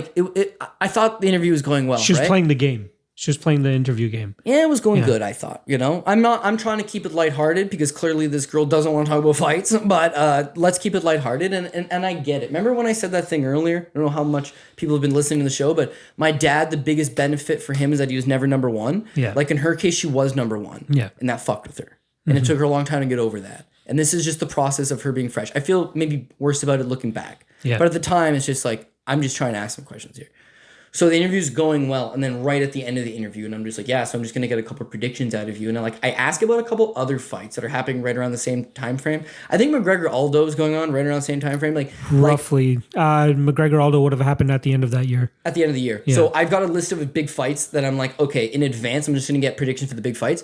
Then Fight Now just news shows, and they're like, oh, let's ask the pros. James Lynch is the best guy for that now, because he'll have a list of 30 of them. For sure. But at the time, it was like, if you run into a fighter, just get a list of predictions. If the fight falls off, whatever. If not, we can have content. Yeah. So I ask about a few other fights to butter her up a little bit, and then I'm just like, what about Joanne and Jacek versus? Was it Penne? I'm pretty sure it was Penne. Yeah, Jessica Penne. Yeah, okay. So I'm just like, what about Joanne and Jacek versus Jessica Penne? And she just fucking Heisman Trophy, fucking stone fucking cold.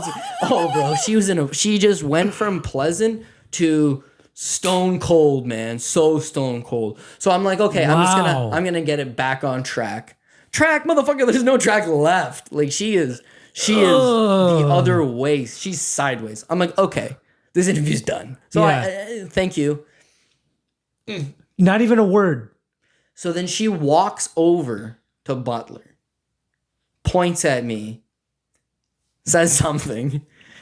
He comes over then right after. Right. I'm standing there like, what the fuck? Yeah. He comes over and he's just like, oh, okay. So was that good? Was that okay? And I'm just like, yeah, man, that was good. That was okay. So we'll do Felice now. And he's like, actually, we gotta go, blah, blah, we got a bus coming. And I'm just like, and I'm like, it'll only take a couple minutes, man, 5-6 minutes. And he's just like, no, the bus is waiting for us. Okay. Manpreet, this was the worst sold expo of all time. It was in Syracuse, New York. Nobody, and I mean nobody, showed up. Ouch. Nobody showed up. Ouch. Which is why it was one of the best experiences of my life, because I got to hang out with these guys. Yeah, true. Me and Pat Smith fucking smoking. Nice. Really? Rest in peace, Pat Smith. Yeah. He passed away. Yeah. Last year, actually. Yeah, that's actually pretty recent. Gerard Gordeau looks like he wants to motherfucking fight me. And I didn't take offense because it looked like he wanted to fight everybody. Yeah. Gary Goodridge doesn't even remember talking to you 20 minutes ago. And he's going over to pick up Mark Coleman. Manuel Yarbrough had a golf cart to drive him around. Oh, no. Dude, he's 700 pounds. And late Manuel Yarbrough. Shout out to the man. R.I.P. R.I.P. And I had a lot of intimate personal time with those guys because there was nobody there. Yeah. And to me, that was cool. And the experience I drew from that. Anyways, like I said, there's nobody there. So when Butler tells me the bus is there outside and waiting, I see them stand there for, dude, it was an hour. Must have been an hour. That's so such a dick move. I know Felice was like, me. And he was just like, I'm so sick of this bullshit. Oh. And Felice is now, that's her girl. I'm backing up my girl. This guy's a fucking asshole. Yeah. My thing was, you told me I could ask for a prediction. Yeah. Anyways, I'm sure he's a good guy. I'm sure. I like to tell stories grander than they are. In reality, he's just doing his job as a manager. Exactly. But to us, it's significant. Was it puss? I don't know. I'll let you be the judge. No, I think he should have been a little bit more clear in terms of saying okay, don't even say fucking you on his name. Don't even say it. Because that was your downfall right there. Yeah. So then, let me get some drink. Then it takes a weird ass fucking turn, right? So, 2 fights later or something, I'm breaking down a Carla Esparza fight, and I mentioned the story on the show. Yeah. Well, don't she fucking show up in the comments? Yes, and just calls me out, and she's just like, fuck you. She's like, way to have perspective. You're lucky I gave you any type of interview, asshole. And I'm just like, listen, lady, you know what I mean? If you don't want to be in the spotlight, okay? Don't put yourself there. Don't put yourself there. I know she's a competitor and this and that. You're a world champion. You won the world title. You were on The Ultimate Fighter. You got cameras in your face. You won a world title. So what? You lost it. You're a badass bitch. Exactly. You fucking wrestle collegiately at a high level. You're one of the grindiest fighters in the UFC. You are a badass bitch. You don't owe no money, nothing. So the fact that she was soft like that was like, you can be really tough and you can just be really insecure on the inside, you know? People, maybe the people we look up to, oh, this person's such a role model and they're so strong and this and that. it's like, everyone's dealing with their own thing. So she calls me out in the comment section and we go back and forth. I can't believe she actually did that. Yeah, she shouldn't have, because it was really good for me, right? Like, wow, just because everyone thought it was the greatest thing of all time. You goaded a fighter into... She watched my show. Oh, yeah. She wasn't the main event, buddy. You know, like she watched a half hour of the show, or at least I bet you she's the type of person to just skip to her part. She probably watched 10 shows. Touche. But I was the only show that was like, yeah, I met this chick and she's fucking nutso and she don't want to talk about the loss. And jeez. But the main thing is if you look at the run, right? So she loses. She was on a great fucking run. Oh, yeah, she was on a great run. But that Jędrzejczyk fight was just... Yeah, and I thought the Jędrzejczyk fight kind of broke her a little bit, but then I earned mad respect for her afterwards because as much as I had one bad interaction with somebody, you're like, you can't base it all on one interaction. Again, I'm just, we're here shooting shit, telling stories, that's all it is. But I've got so much respect for her fight style and just like the way she gets down. And like, is it the prettiest style? No. Is she a great striker? No. But it's like... She makes it work. She's a fighter. And there's a lot of... It used to be all fighters. Because it's like, you used to have to be Jason McDonald or like 40 fights before you made the UFC. Joe Dirksen. He fought fucking John Salter that night. Yeah, blew his leg out. Yeah. And John Salter's on the cage. Like, fuck off, buddy. He blew his knee out. I hate when people are fucking... Oh, I hate that. Like, I was watching it today. Kevin Lee against Michael Chiesa. Remember that, like, quick stoppage? Yeah. And then Kevin Lee's just like, just like, fuck yeah, this is what I'm fucking talking about. I'm like, okay, I get the adrenaline of actually getting the victory and double your pay. That's probably another thing that's on his mind. Yeah. Not really in a legitimate victory. You know what I mean? Like everybody's giving it a little bit of an asterisk because Chiesa did not tap. And I watched it again. Like I watched the replays again. I'm like, how much of a bad call was it? And it was a really bad call. He didn't really go out. Like, but was he gonna get out? But give him that chance. You have to give him the chance. Earlier in the night, I think they were talking about Justine Kish. It was a bad stoppage. Yeah. But was he going to get out? Who knows? That's the thing. You got to give him the chance. I think there was like 20 or 25 seconds left in the round as well. But if I'm Kevin Lee and I've got this guy in a boa constrictor or a rear naked choke and I'm putting him out, right?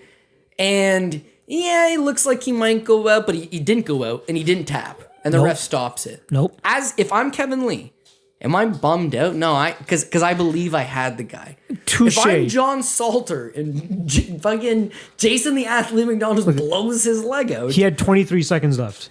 He had 23 seconds left to survive. So if he kept working on the hands... Heck, yeah, you're right. You're right. Listen, you got to let it go on because anything can happen. Imagine Josh Rosenthal stops Carwin Lesnar, changes history, right? Exactly. You got to let the guy keep fighting to a certain extent. In this case, I agree. You agreed with Yamasaki for this one? No. This is a terrible call. This is a terrible call. It's a terrible call. But when I look at calls in hindsight, it's like... Yeah.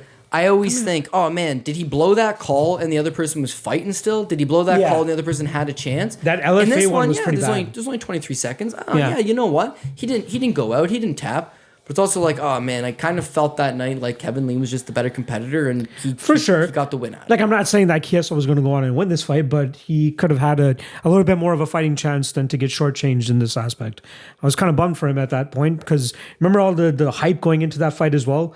He's like, that's the whole don't talk about my mama. That was great. That was a great He's dressed like a fool. And he's just talking shit at the weigh-in. I think he was wearing like a cheetah print headband or some shit. Someone was like, looks like Jimi Hendrix and Woodstock. And I was like, fuck, it does, man. It totally does. No, that was a fucking hilarious feud. In terms of like upcoming shit, in terms of like the cards, like the UFC cards, there's nothing really big on the radar that I'm like Jones Reyes is coming up and you know what I mean? I'm actually going to try to make the trip out to go to see Tony Ferguson and Khabib. I really need to fucking see it. It's in Brooklyn. So yeah, I'm like, I was going to say, I think a bunch of us are, I know a couple of the people from the Draftkings side of things want to organize a trip and go out and fuck. Yeah, I was just like, I'm sure Draftkings is not going to bog me with shit tickets. And you know what? The media, like, I've never covered a UFC on like the media row. I've been comp tickets from the UFC a bunch of times. Me too. And it's like it's so great. It feels so great. They're good tickets. Yeah, exactly. Because it's the media comps, right? But like I've gotten like Bellator comps that are such dog shit. Yeah, I've gotten some bad comps before as well. But usually for the most part. So I'm thinking they're not going to give DraftKings bad tickets. But I wouldn't think so. I don't know. We'll have to wait. You should go. Like I'm definitely gonna go. Like I'm getting married in June, so I'm kind of treating it like my bachelor-ish party type of thing. Make it a little bit of a trip. But the card's actually looking pretty good. Like what is it? 4 months out, 3 months out. It's still far out. The way I look at it now is that because I've seen fights and you know that theory like 10,000 hours. You do something for 10,000 hours. Like I can't imagine I haven't watched 10,000 hour fights. So the way I go about UFCs now is if it's in Toronto, 100%. Will not miss it. The Ottawa ones, like I have missed them. And if it's in Manitoba or if it's out east, like I'm not going to all the Canada ones. If it's in Toronto, I don't miss it. And there's been what, 6 of them? A bunch of them, yeah. Right. So beyond that, if I'm in Vegas and the fights are on, it doesn't matter. Nobody could be fighting. It could be the worst card ever. If I'm in Vegas and it's on, I'm going to be there. Right? Yeah. But now I'm looking for generational stars, right? So it was a big thing for me to see Ronda Rousey. I had to see Ronda Rousey because she never came to Toronto. John Jones came to Toronto so many times. I've seen George St. Pierre. He's a generational talent. I've seen John Jones. He's a generational talent. Ronda Rousey was not a generational talent in terms of actual skills, but there's no denying like her contributions, right? Oh, of course. If it wasn't for her, would we have fucking Holly Holm? Would we have Amanda Nunes? You know what I mean? Like, would we have these girls? Right. Probably not.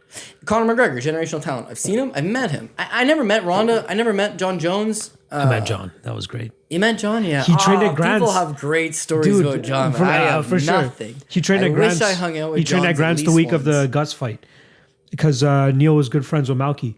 Yeah. So he had Schaub and fucking what's his face come down and dude, this is a quick little story. I was baked at my friend's house and I just closed up the gym, went to my friend's house just to chill out. Neil calls me, he goes, "Yo, get to the gym right now." I'm like, "What the fuck? Did I forget something? Is it on fire?" Like I'm tripping the fuck out and I'm baked as fuck, right? He goes, "Just get to the gym now." I'm like, "Okay, Neil, honestly, I am baked as fuck right now. Just tell me, did I do something wrong? Is everything okay?" He goes, "John Jones is here. If you want to come meet him and see him, come to the gym right now." I'm like, all right. I fucking dipped right away. Were you there with the Rory MacDonald McGregor thing when they went to Head Rush and they grappled? No, that was like right after I left. Right after? Right after I left. The guy that took over for me, he got to me. He has a picture of Conor on his fucking Facebook. I was so pissed. I was like, damn, I was this close. Rory fucking blew out his meniscus. And then fucking he went on to fight Chad Mendes. Won. A blown meniscus. Rory? Who? Rory MacDonald grappled Conor McGregor at Head Rush. Fucking blew up. That's where it happened. Yeah, at Head Rush. They were just like, "Oh, let's fuck around. Let's do a little bit of grappling." Rory's way bigger than him, but Rory takes shit seriously, which is why I was glad I never fucking had to deal with it. Holy shit, I did not know that. Yeah, and you know what? He never, and I always thought this, McGregor never said anything. And then 6 months after the Mendes fight, in the promotion leading up to the Aldo fight, he was like, "I beat Chad Mendes with a fucking one leg and shit." Like he alluded to it then. I did not know that. That's fucked. Yeah, apparently because they were in town for the world tour. The Aldo, because Robbie Lawler and Rory was on the co-main. Am I correct? Yes. On 189. Yes. It was for 189, and then Aldo dropped out after the conference. Yeah. I remember that. Sorry. And Neil and them picked up Rory from the hospital and drove him to the fucking hotel afterwards. Damn. He was wrecked. That's wrecked. Fucked. You know how fucked up that guy is though? He's wrecked after the Robbie fight. Face mangled. Rory, absolutely destroyed. Now he's found God. Now, because of that beating, and that beating alone, he's found the Lord and Savior. I kind of believe in the whole like thing that's out there in terms of like people that are the most religious have the most to hide. I feel like he has something that he's kind of hiding. Okay. You know what I mean? So little known movie called Bad to the Bone, starring Antonio Banderas and Woody Harrelson. Yeah. Okay, Woody Harrelson. They're both journeyman boxers. They get their buddies. They get offered a last career payday on an undercard of a big Vegas fight, and they drive to the fight together, fight each other at the fight. And Woody Harrelson has brain damage. Right? He's had too many fights. He's fucked up. And when he gets hit a few times, Jesus appears and hangs in the corner, and like Jesus just hangs out next to the ring, right? Woody's all fucked up. So it was like I've always thought that was Rory. So you're MacDonald. telling me that like when he was getting beat by Diego Lima, he was seeing Jesus? Is that what you're saying? It was no. It's two fights before that. So he loses to Lima. Refresh my memory. He loses to Lima. Right before that, he beat Gracie, and then right before that, John Fitch. it was a shit fucking draw against John Fitch. Fitch probably should have Yes. won that fight, and I had a Fitch little got bit of robbed money in on that fight. I Fitch had a should have little been bit of a money world on him champion. too. I know. I gotta Did you? push. I gotta push. You had to push? I was Oh. so happy. How does John Fitch beat Oh, yeah, Rory that was a draw. MacDonald? Yeah, that's right. Unless Rory MacDonald has brain damage, and then I know. I just took a halfway shot through on the him. fight, What was it? Rory didn't. Fitch. Before that was Musasi. He got murked by him. The Yeah, he Diego got Lima killed. was a little bit sketchy before that. Paul Daly he was supposed to beat, and that was his first fight in Bellator.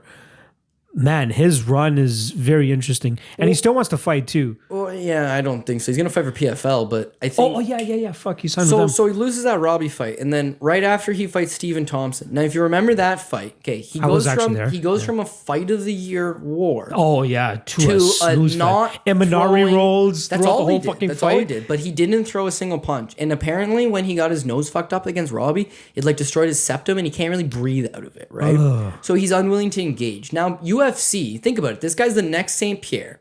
He's on a historic run. He gives you the fight of the year. Oh, easily. And then he loses a 5-rounder against the man, the future title Wonderful. contender, Stephen Thompson, and you cut him? How does Yeah. that make any sense? No. That was the end of his contract. But they didn't resign him, is what I'm saying. No, yeah, true. Right? They didn't want to give him the money that he felt he deserved. Pretty No, much. because they didn't feel he was worth it either. And you know why they didn't feel that he was worth it? 'Cause he was Because on they tour. valued him as damaged goods, right? This guy has taken some shots. If you knew him before, like my interactions with him were before he was fucked. And he was fucked. so now it's like he's a different Rory. So the Paul Daly fight, it's like Rory beats Paul Daly if he's got bronchitis. You know what I mean? Like it doesn't really That's matter. what I mean. That I don't doesn't really. matter. I don't see that The win there. Lima fight is impressive as shit. Yeah. But if you watch that fight, it's nip tuck. It was close though. It's a close fight. It was close. It's a very close fight. He gets the win over Lima, and Lima is so spectacular as an opponent. Very underrated. 'Cause he Highly. fights for Bellator. Highly, yeah. But it's like, damn, this guy's got all of the skill. As long as his knee's not blown out, because he fought on a blown out knee for a Koreshkov, couple I years. think, right? Yeah, bad news. Yeah. If he's healthy, dude, that guy's a world beater. So now he moves up a weight class and he gets another thrashing. And then I think at this point, he reverts back to like, I don't want to take the damage. And that's been the next 3 fights. The John Fitch Fitch fight, no damage. The Neiman Gracie fight, He was again, lucky it was that a it very was- good style clash. Yeah. Neiman's not a striker. He's not going to hurt me. Exactly. If I end up on top of him, He's gonna try to break my arm. That's about it. or yeah. something. We're looking at him getting beat up here, but like, when has he been submitted? Like, No. you know what I mean? Like, he's a strong enough competitor. If he's on top of you, he's good. Technically, he got submitted by Carlos Condit only because he rolled over and dapped. Dude, he was getting bombed on with Touché. elbows, man. Heavy elbows. That was a crazy fight. That was a crazy fight. Huge comeback. And then the Douglas Lima fight, he looks like a shell of himself. So what I'm saying Yeah. there is like, I think at some point he changes. And it was after the Fitch fight where he goes on interview and he says, I could feel Jesus in there with me tonight. And he was, he alludes to the fact that like, I think that he said he didn't really want to hurt anybody. I didn't want to hurt him. Jesus Yeah. is with me tonight telling me, don't hurt this guy. So That now you was know he's weird. completely, he's done.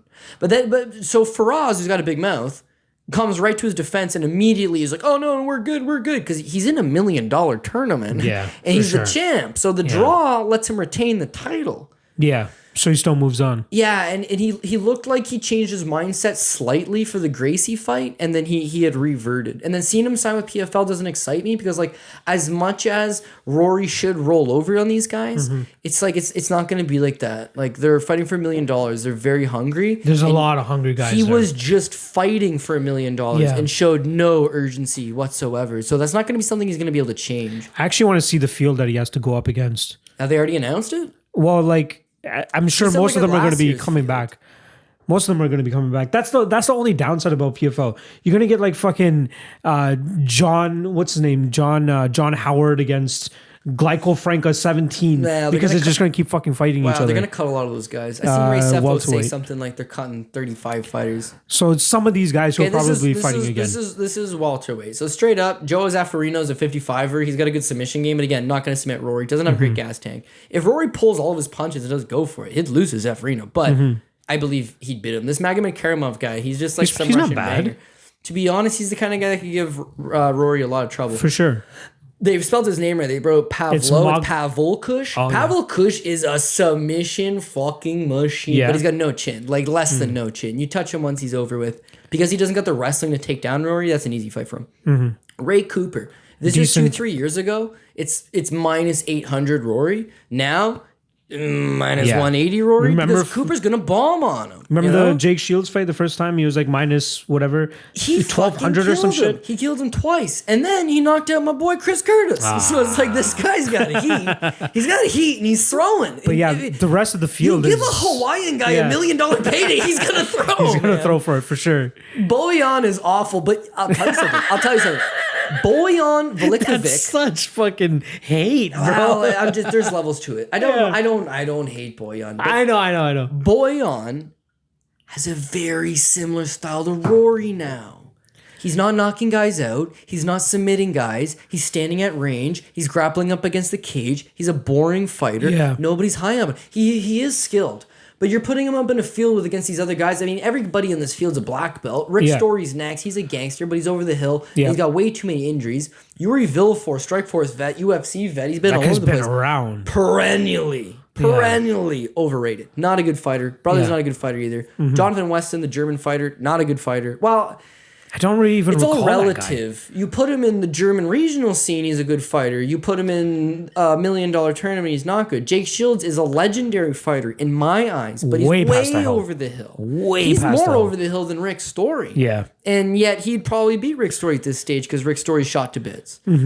Abubakar. He's in the UFC. You know what? That one's disappointing. Because he sure stayed in the PFL. And he lost in the PFL, didn't he? Wasn't it like a fluke-ass triangle? I think he lost one fight. I might have fucked up the Nurmagomedov because there's a couple of them there. No. He lost to David Zawad in the UFC on a triangle. That's right. Yeah, that's right. So, that was a choke job right there. So do I think... Choke job! Do I think Rory would beat Abubakar Nurmagomedov? Probably. Yeah, probably. Okay. So he does have a decent... Let's say they got... Oh, they have another... Herman Torado is my boy, but there's no way in hell Rory loses to him. And Paul Bradley, another guy, good wrestler, shot. Do they have like any... I guess they don't really have like that wasn't their full roster. No, that was just like everybody that competed in the last season. But let's say there's two or three guys that can beat him. Yeah. Yeah, there was a time where he would go to PFL and he'd be the best guy by a landslide. There was a time he'd go to PFL and he'd be WSOF even. He'd be their Kayla Harrison. Yeah, that's true. But now he comes to so this PFL is their current roster, and he apple pie shits you on his second fight for the promotion. Like, that's what we're dealing with here. That's what we're dealing with. David Mashad. David Mashad's way too small for him. Sadi Busai can't grapple at all. Nope. Andre Filo can't grapple at all. The Franca fight might be interesting, but he is a little smaller. Yeah, Franco's way too small. And you know what? See that potential violation, NAC? That's why he got suspended? Oh, all the juice. Yeah. all the all juice. of it. But that last one was the one he gassed out in. And he flagged. And like, I wasn't seeing him gassing. I'll tell you something. Yeah, maybe I'm a fanboy. You are a super fanboy of this guy. Chris Curtis would fucking give Rory all the types of shit. I'm telling you. I'm telling you. He would give him all types of shit. He's got a style tailor-made to deal with Rory MacDonald. The only one thing is if it was a 5. Yeah. If he was a 5, actually, I would stick by it. I'd put good money on Curtis if it was 5. If it was a 3, Curtis is a slow ass starter. Man. True. He very, very, very. But what kind of odds would you need on him to even bite the bullet there? Because obviously he's going to be the dog. Yeah. No matter what, he would be the dog. 200. Plus 200, you'd be all right. I know if the fight got made, I'd be getting 260. But I would take 200. It's the same thing with. It's a possibility though, because he is coming back, right? It's the same thing with Tristan Connolly. When I had picked that fight on the show, I said I would take it for 3-1 for sure. But if you're going to give me all the odds in the world, then I think I said I would take it for 2.5-1 because I was confident he'd win. What did it end at? 400 or something, yeah, right? Like 450, 475 or crazy. Something. Ridiculous. I'm so mad at that one and the Roxanne one. I'm so mad at myself for not taking those shots. You know what? The Roxanne one's a little bit different, right? Because I think if Tristan Connolly fights, Pereira a bunch of times, whatever, different incomes, I get it. But like he had the style, he had the exact path to victory. He won that fight. Yeah. The Roxy fight, she probably does win that fight. But there's no discrediting the fact that her opponent blew out her knee. Right? Touche. So you can't hopefully say, that's oh true. man, I was so fucking on that Roxy pick. Yeah. It's like you got it. Yeah, and that's huge, man. She was a huge underdog. For sure. A lot of people were giving her no chance, right? Myself included. Yeah. But there's no denying that Barber's lost a lot of first rounds. And then second and third round are her two best rounds. Yeah. And the other thing is I thought, like everybody else, she blew the knee out in the second round when she had that jab and she like fell right on it. But apparently she blew her knee in the first round. Oh, I thought it was the second round. Yeah, apparently her coaches are saying you can rewatch it and like 10 seconds in or something. She steps on Roxanne's foot and apparently you can see it. I'd have to go review it. I don't know. Yeah. But all I'm saying is that at least that's something where it's like, okay, a variable got thrown into the mix and Roxy capitalized. An unforeseen variable that you could not predict. Like so people could tell me, oh man, you were fucking wrong on that one. And it's like, I agree, but Paul and I always say, you know what? Avoid 10-1 favorites because the way we put it, banana peel pricing. It's like, what's banana peel pricing? It's like, you could just slip on a banana peel and so blow your knee out. There's some Greg Hardy against fucking Alan Crowder. Because another example, right? Yeah. Just shit happens, right? And then it's really hard to be like, oh man, how can you deal with that? An eye poke. Oh geez, the guy's eye poke. You know what's a huge one? This one helped me so much, right? I got Ben Rothwell. How's Ben Rothwell going to lose to Stefan Struve? It's not going to happen. I'm so mad that I didn't take that one either. Right? Fuck. So I get Ben Rothwell. Great odds, by the way. And Stefan Struve like thoroughly outclasses the fat man for 2 rounds. Yeah. But the dick kick kept fucking... Dude, if it was Mortal Kombat... That's the banana peel thing right there, right? Like half of his life bar was getting shot off. They were giving him 5-6 minutes. And then they convinced him to keep fighting. Yeah, right? that was the best part. Hey, man. Yeah. Dan Miragliotta's like, hey, man. You're up. You're up. So why don't you just complete 2 rounds? Fuck.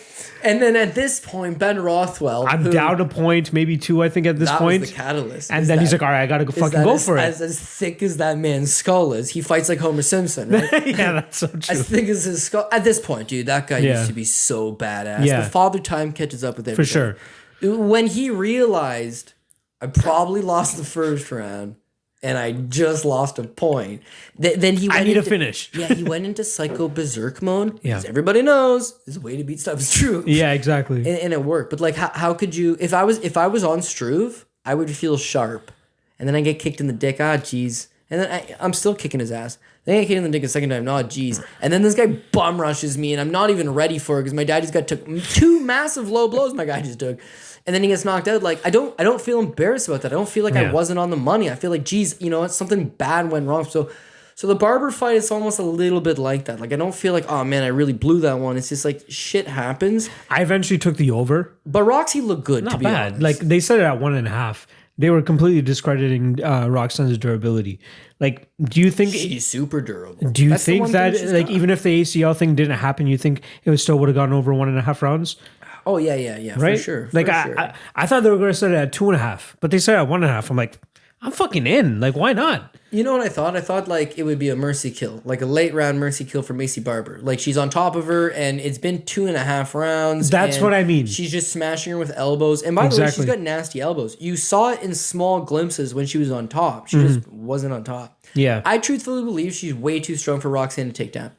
Roxanne takes her down with that trip in the first round, and it was just like, oh, dude, not only did she take her down, but she successfully held her down for like 4 minutes after that. Did damage. Very, very impressive. But then hearing the coaches say she blew out her knee right in that first round, like, well, maybe that's the reason she got taken down. And maybe that's the reason she couldn't bridge and get out. Yeah. Maybe that's the reason when she was getting on top, she was getting re-swept, right? Like, you just don't know. And that's the crazy thing about fights is that, like... So you can't expect those variables, like you said. No. Injuries, bad ref calls... Like we've been on the bad side of that too. Yeah, and basketball is like that in the sense that it's like, oh geez, but one guy could have a bad night and one other guy could step up, right? Yeah, that's so true. You could have a guy that's having a bad night, but the other team's got an injury. MMA is one-on-one competition. I'll be the first one to say that I feel more comfortable betting MMA than I would NBA. Just for sure. Just based on like the constant like changes in the NBA as well. Like you don't know if a certain guy's going to end up pulling out the last minute and he won't be playing tonight. Yeah, you're expecting that guy to be playing to put up the numbers to beat this team. Right? Like that happened recently with fucking Boston Celtics. Kemba Walker just pulls out randomly, and I've already bet them at minus 7.5, and they fucking lose. Right? Yeah. But with MMA, you obviously know I'd say you know about 75% of the story going into the fight, based on the fact that there are some fighters that are going into fights injured, and we all know those fighters. Oh, I would say 90% of them going in injured. It's whether the injury is going to affect them or not. Like guys go Exactly. in with.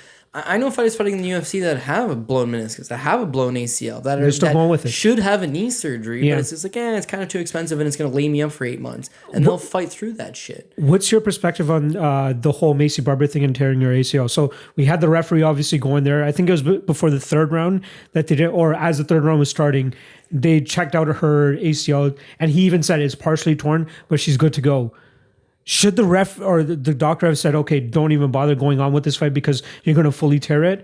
Or is it on the coaches? Like, you can't stop the fighter from going out there and potentially getting double their pay. That's what it comes down to at the end of the day. Yeah, they're going to get a W if they continue to go on, or the possibility of a W, but it comes down to also like, I'm going to go home with double the money that I'm expecting to get. And that's what I'm trying to live off. I'm a fucking human being at the end of the day. What does it? Who was in the wrong there? Was it the coaches? Was it the doctor? Was it the fighter? In terms of now, Macy Barber completely tore her ACL. She's out for 9 months now. Yeah, you know what? I'm very much in the category of like, you got to leave it up to the fighter. And if the fighter's looking at you dead in the eyes and being like, I want to fight, I'm good. Right. Now there's would be some, if the doctor says you're going to create a larger injury and it's going to be a career ender, you're done. If the doctor says this cut's so bad, I can see the skull, you're done. Yeah. If the ref says this guy just detached his retina and if he gets hit a few more times, he'll go blind in the eye, you're done. But anything short of that, the ref's like, the doctor says, he broke his hand, he broke his foot, he broke his leg, but he can still fight and he wants to still fight, then it comes on to the fighter. The coaches in the corner are there to protect the fighter. So maybe it becomes the coach's duty to say, hey, listen, you're on one knee, I'm going to throw in the towel. But now you're walking a fine line. Most people don't care. Most people don't care. I consider myself the most of the hardcore, right? And to me, the fighter given the opportunity fights through. Because again, I grew up watching Faber fight with no hands. Yeah, that's true. He threw strictly elbows for 12 minutes because he couldn't throw his hands. Yeah. So that's something I grew up admiring. And then when I see Duke Rufus pull Anthony Pettis because of a broken hand, when I see Duke Rufus pull Anthony Pettis because of broken ribs, I don't really agree with it, right? Now, Macy Barber blew out her knee, right? Partial tear is what was diagnosed as. And do you know it was the same partial tear that Conor McGregor had when he fought Max Holloway?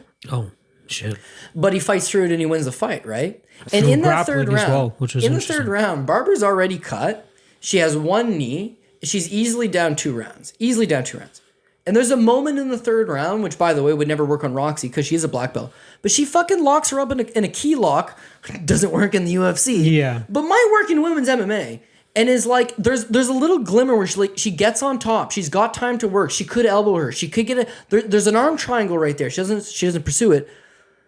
But it's like we've seen crazier shit happen. You know, we've seen Paul Craig land a triangle with a second. 1 left. second left. You've seen Yair Rodriguez, same shit. Yeah, Yair was probably gonna drop a decision, and then he lands a buzzer beater elbow. Like you see this all the time. Where it's like, fuck. How many times do you bet on a guy? You're up 2-0. Yeah. And you're fuck yeah. Yeah. And then it's just like something happens, and you're like, yeah. Oh my god. Sorry, Rich Franklin and Chuck Liddell. Remember Rich Franklin broke his arm and still knocked him out? Yeah. Right, and he's cowarding away. Yeah. Chuck's bombing on him. And he throws back. It. You know why? And then he follows up with the broken arm too after when he drops him. Because Rich is a fighter. Yeah. And I've seen, and I've seen, one of my first loves too is like, I love boxing and love kickboxing. It's like it's not uncommon for these guys to break something and fight through. Boxing, they'll quit a lot of the time because what happens is you only have 2 weapons. So if you break your hand, chances are, now Floyd broke his hand pile of times. Yeah. He's so defensive he can get away with just a jab. But with a lot of these guys, you break a hand, you're in trouble. With kickboxing though, you break a hand, you break a foot all the time. In Muay Thai, it's like you got 8 weapons here, so you throw them all. So I don't fully. So with the Barber thing is they gave her the opportunity. If they just wave that fight off after 2, the fans are booing. Oh, you fucking quit. Oh, you quit. If they let her go, she goes out with some dignity. But she shot herself in the foot by grabbing the microphone. That was fucked up. It was fucking stupid. That was. I'm not riding the wave. I said that live. I was like, what the fuck? Yeah, that was stupid. That was. I was very like, whoa. And I'm glad Ariel kind of pressed Roxanne for that afterwards. I don't know if you saw her interview with Roxanne. Roxanne was like, yeah, I thought that was a little bit weird too. But so you're not blaming anybody in particular. You're respecting Barber after all of this. I'm respecting Barber. Do you want to know what MMA is to me? What it's always been to me right from the time that I first watched it? How long's a regular fight? 15 minutes? Yeah. 3 rounds. 3 rounds, 15 minutes. And I like Pride rounds, the 10-minute and then the 5. I like that a lot better. But let's just say regardless, they're both 15 minutes. If someone broke in your house and you called the cops and they attacked you, how long is the cop going to take to get there? About 15, 20 minutes. So, could you defend yourself for 15, 20 minutes? I don't care about winning a prize fight. I don't care. My whole training, my whole thing was, if somebody breaks into my house, mind you, if he's got a fucking knife or a gun or a bat, I'm probably fucked. Yeah. But at least I'd be better suited to deal with it than if I had no training. Yeah. And if the guy breaks in and is one-on-one, which again, it probably wouldn't be. But could I survive for 15 minutes, right? Mm-hmm. Is my jiu-jitsu good enough? Is my Muay Thai good enough?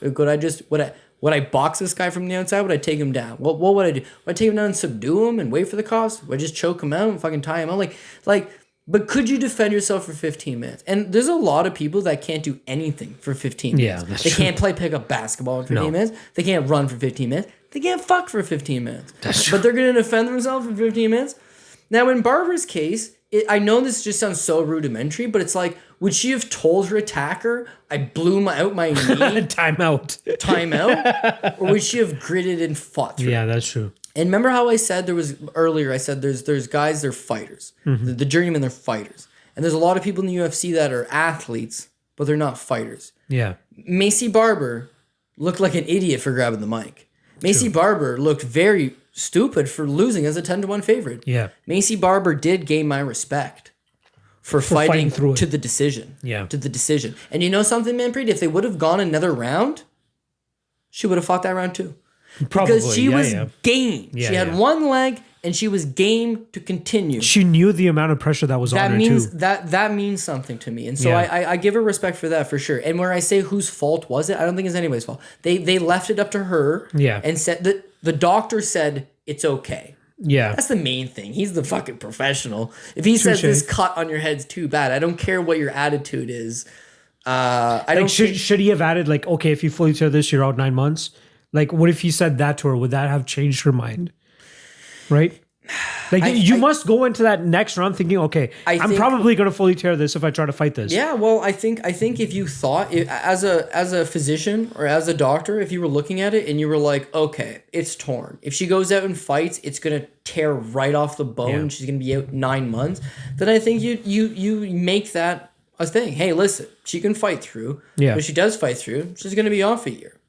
But I also look at situations, right? I look at situations like, oh man, early stoppage. An early stoppage in a prelim fight is cool. Yeah. An early stoppage in a main card fight, I'm not in with. Mm-hmm. Them stopping the Usman and Covington fight is not cool with me. Usman would have won the decision, and he rightfully so did win the fight. But a guy fights for 24 and a half minutes to his fucking heart out. He's a warrior. He fights to his heart out. And with 30 seconds left, he gets clipped. First time in the fight, he seriously got stung. He's up. He's back down. He's not out. He's still moving. You jump in after 24 and a half minutes of this guy pouring his fight. He would have lost. And that's okay. And I know the pundits will say, Cody, you are a fucking idiot. You got to think about the athlete. And their health and all that shit. Right. But this wasn't a prelim fight. This wasn't Colby's second fight in the UFC. This was a world This was the pinnacle of his career. Fight. Yeah. It was the highest level. And you don't know how that fight was scored.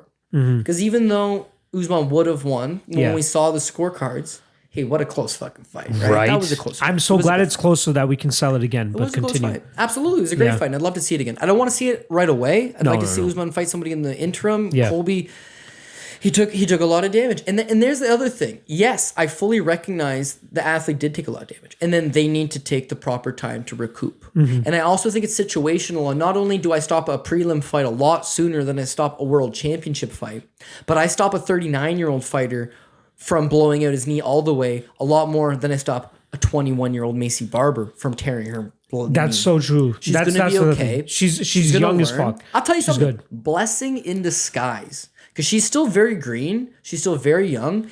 And she's got this mentality of youngest world champion.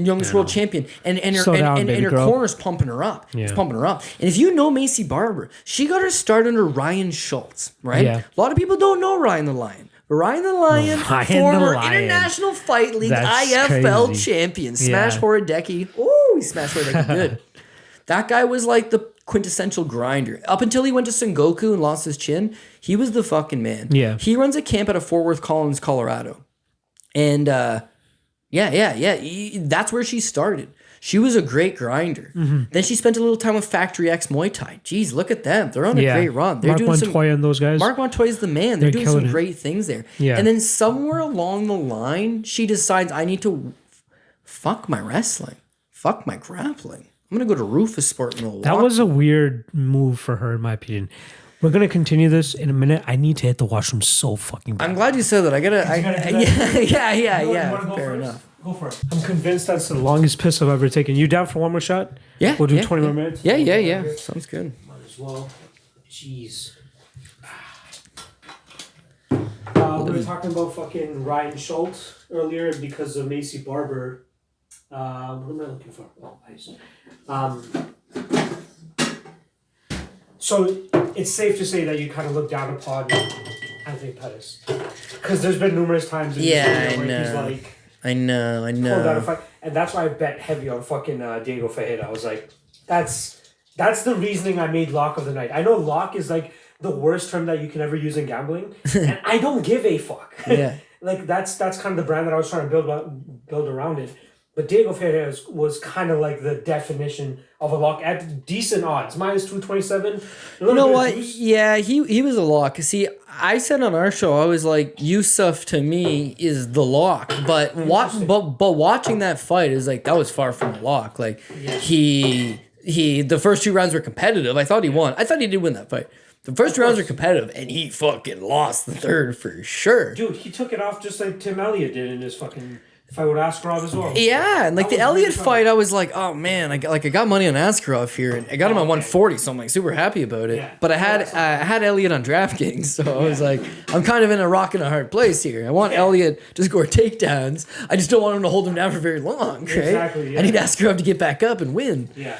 And then, sure enough, it's just like, oh, okay. But in the case of Pettis, it's like, it's not that I don't respect the guy. It's that largely his career has been based on like a couple flashy moments. Yeah. And outside of that, like when he was at his peak, man, he like traveled around with a... No, that's fine. When he was at his peak, he was like rolling around with, a private barber and stuff, getting his haircut like every other day. Like he was a pretty boy, like, oh, Showtime Pettis. And here's his little brother Sergio. And I seen Sergio fight one time before he made it to the UFC. He fought Kyle Vivian. Canada. Yeah. Kyle Vivian, CFC. Kyle Vivian. Dude, I actually smoked with the guy one time. Yeah.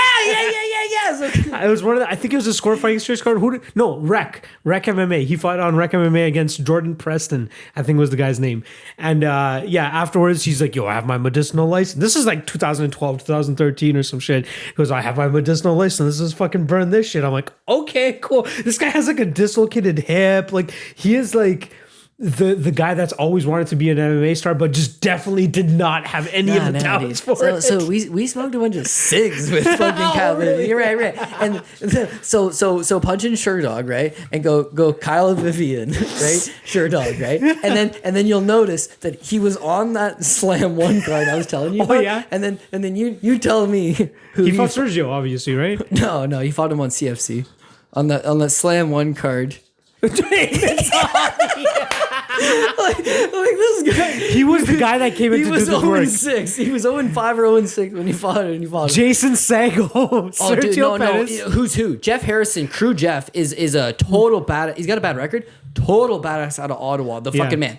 Jason Sago made the UFC. Tyler Hadcastle, he was terrible. He was a hockey scrapper. Yep. I think he was 1-1, finished his career. Sergio made the UFC. Alex Halkias, fucking brown belt and BJJ, he had knee issues as well, but he was super tough. So Hobby made the UFC. And I don't know the other two guys. At least they tried to get him a win. But this one I was at. I worked this event, the Jordan Preston one. Did Preston go on to anything after that? Let's see what he's done. 1-0. That was his only win. Dude, I think he pulled the card. That'd be me. You see what I mean? I come in, I take my one fight. He's got 6 fights, bro. He's seasoned. 7 fights. He's got 7 fights, bro. This is no joke of opponent, man. He's done the dance 7 fucking times. He was so small, walk too. Away. Walk away. Oh, dude, they don't he's have like the height. 5'5". 5'5", 135. No, Kyle Vivian, he was much smaller than that. Saying he's tiny. 5'4". Okay, yeah. he just looked like No, dude, he looks ripped in that picture. You should see him afterwards. He got big. Dude, he took the fight on super short notice, so like literally Yeah. day before weigh-ins against Jordan Preston. You know, I'll give him that. Kyle Vivian runs a gym up in Aurelia, actually, and like they don't have any notable students or anything like that. But like he's a career committed guy. Like, Yeah. He corners these amateur fighters at all these different shows, and like he goes around and He fought Kyle Nelson. Oh no, This sorry, is this Halkias. is sorry, Halkias. This is Halkias, Have yeah. you heard of this kid before? yeah, I dealt Yeah? with him before. Yeah, he blew Nice. out his knee. That was the end of him. Aw. See, before that he beat Bayrang Yousefi. That Right? guy's doing on some big Yeah, things too. tons of fights. He fights for Unified. I think he's got a Bellator fight actually. didn't I think he seven. did fight for Bellator as well. You see, Unified World Series of Fighting Bellator. Yeah. Well, Yeah. that was probably like a local event. I helped him get that fight actually because see, See? Bellator 119 was at Casino-Rama. I think Vanya Vojvodchik was on that one too. That was a Grand Sky, I think, pretty There was a bunch of local Pretty guys that got the sure. show. See, what happened was that they Chris didn't- Hordesky. Remember Brian Rogers? Jason Meisel was a local Canadian guy. Malcolm Gordon, that was a big fight. At that time, Malcolm Gordon against Chris Kalidas, who also made it to the UFC for a little bit as well. That was a big fight between them at the time because Malcolm was 4-0 going into that fight and Chris Kalidas was 6-0 going into that fight. So here's the story for you, right? I tried to book Chris Kalidas against Adrian Woolley for Substance Cage Combat, and Ken Hayashi was the commissioner in Ontario at the time. He tells me, looks me dead in the eyes, he tells me it's a non-competitive fight. Adrian Woolley shouldn't be fighting Chris Kalidas, right? Oh, Wiener Dukes. Is he throwing up?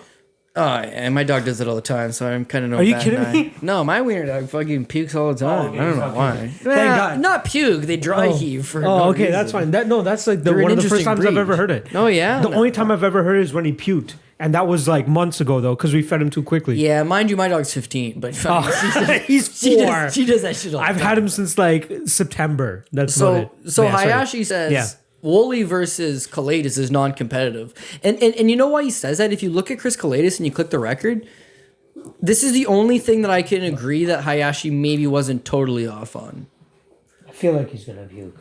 He just got full kibbles. You know puked a little what? bit. Wiener dogs' problems is they eat everything. They don't chew. They Yeah. just engulf. If you look at his first couple fights, 14-5. Geez, he went on. oh, a dude, he's lot. the former M1 champ. He's the fucking man. Chris Kalidas has had a great career, all things considered. But when he starts his career, he's fighting on the local East Coast Canada scene, and it's a very soft scene. Dimitri Wardenberg. He won a split. That is a and that's- motherfucker too, right there. But see, Justin Seal 2-3, Chance Whalen 2-3, right? Vincent Cormier 0-0, Rick Doyle 0-1. Oh yeah. So I tried to book him for Woolley, right? Mind you, here's what happened. See, canceled bout. See that? Canceled bout. Right This one before, right- right that before was he fought you. Rick Doyle, right? That's us. We tried to set, see, he's on the ECC card. We tried to set up the fight, and Hayashi said, no, it's non-competitive. So they agreed to take the fight on themselves, right? And what ends up happening is Bellator comes to chance. It's Bjorn Rebney at the time. It's not Scott Coker. It's Yeah. right before the sale. It was like maybe a year before the sale. So their original matchmaker, he doesn't know what he's doing here. He's like, I need fighters. That's why he contacted us. It was like, who can we get? And because they weren't going to allow us to use Chris Kalidas is from the East Coast. We Yeah. were using him to fight Woolley. Yeah. Woolley was local. Woolley had to be on our card. Chris didn't. When they canceled the fight, Chris ends up getting the Bellator fight versus Malcolm Gordon, right? And then not only does he fight Gordon in Bellator, he gets the Woolley fight, beats Woolley, and that's the fight that puts him in the UFC. So you have That was a a crazy commissioner. fight too. A commissioner tells you this is a non-competitive fight, and 6 months later the guys fight. It's a split decision win for the guy you said was non-competitive, and it projects him into the UFC where he beats Paddy Holohan in his UFC debut. Ends up getting like 5 UFC fights for LFA, fights for M1, wins the M1 title. Yep. Like a very, very tough individual. And here the commissioner's telling me that it's a non-competitive fight. So He was highly touted at that time too. Like I remember when we were trying to book that fight, that like Kalidas was the shit out of the East Coast. Well, the rumor was where everywhere it was like Adrian Woolley at 125 would be unstoppable because 125 didn't exist. He was a badass at 135. He was so small. Didn't he just get into it too late as well? Way too late. He's a full time. Look at this fucking you want picture, dude. This is the best story. Jeez. Look at his age. Look at his age. Look at his age. 37. Right. Click on his shirt, dog. Does it say that too? Oh, are you telling me that it's different? Oh, dude, he's like 47 years old. Are you kidding Yeah, me? yeah. No joke. No joke. way. I know. People always laugh when I tell that about Russian fighters, like they're forging it. I bet you Yeah. Sherdog says 37 as well. I bet you Sherdog, because that's where we did it first. We put it on Sherdog, and Tapology didn't know. So I bet you they probably just followed suit with Sherdog. Let's see. You're thinking that I was going to say 47? No, I'm going to say 37 on there. Okay. 37. Now just do a quick thing. Go to Tapology. By the way, if you ever want to get to Sherdog, see, just scroll up. See, there's a Sherdog link right there for him. Oh, the orange sick. logo. Okay. But click on the one over it. That's a UG. Yeah. See if they've got it listed. Oh, they took it off. They took it off. Oh, that's a bitch. Yeah, anyways, he's super cool with it now because he knows like MMA is done for him. But He's at the not fighting time, anymore, yeah. the UFC wasn't going to take on a 40-year-old man. Of course not. So we said he's only a interesting. 32-year-old man to get him in. But when he lost To Kalidas. it set him back. They tried to rebuild him really quick. You know, he wins the fight with Eric Wilson, but at this point it's done. And then Sherbatov just smokes him out 34 seconds. And then And if Sherbatov you've seen gets the that call. fight, like it was a nasty knockout. Yeah, And he's a very, very, very high-ranking police officer. I know. He Like actually helped me out with the ticket before. he's the man Because in the area. he fought on SCC 2. Yeah. And that's kind of where I got close with him because I was giving him tickets and all that shit, right, to give to his friends. I barely remember this guy, Jameson Sodino. Let's see what he's up to. Oh no! What's he up to now? He just came back out of 9-6. retirement, and he's fighting on Fight Pass for XFC. Extreme? Wow. Extreme Fight Night. Yeah. Oh yeah, he had a 3-year layoff. Wow. Yeah. See, he fought once against Aaron Eli for Bellator right Yep. after we used him, and then he took a 3-year layoff, and then he just came Wow. back recently. That Jimmy Flick fight, he's putting it on him, and then he Yeah. got fucking caught in a shoulder lock. Do you remember this Eric Wilson fight? This is the one that got canceled. No, wait, they got canceled a couple times, Yeah, didn't when they? he got beat up by a fucking That's- billiard ball. What the fuck, man? How do you get assaulted by a remember that. billiard ball? Yeah. right I remember before the your title fight.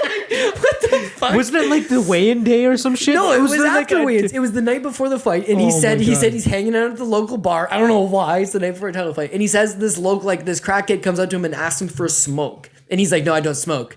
And the guy decks him in the face with a 8-ball or a That was it was a nuts, cue dude. ball or something in a sock.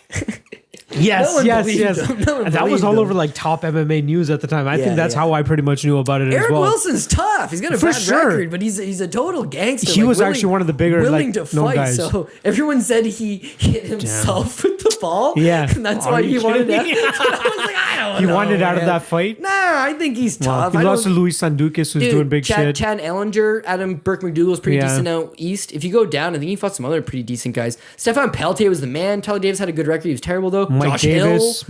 Mike Davis is a beast. Josh too. Hill, John Fraser, Roland Delorme. John He beat Fraser. Roland Delorme, and Roland Delorme went to Yeah. the UFC. John Fraser was a motherfucker too. The Haggis Basher. Yeah, dude. We had dude.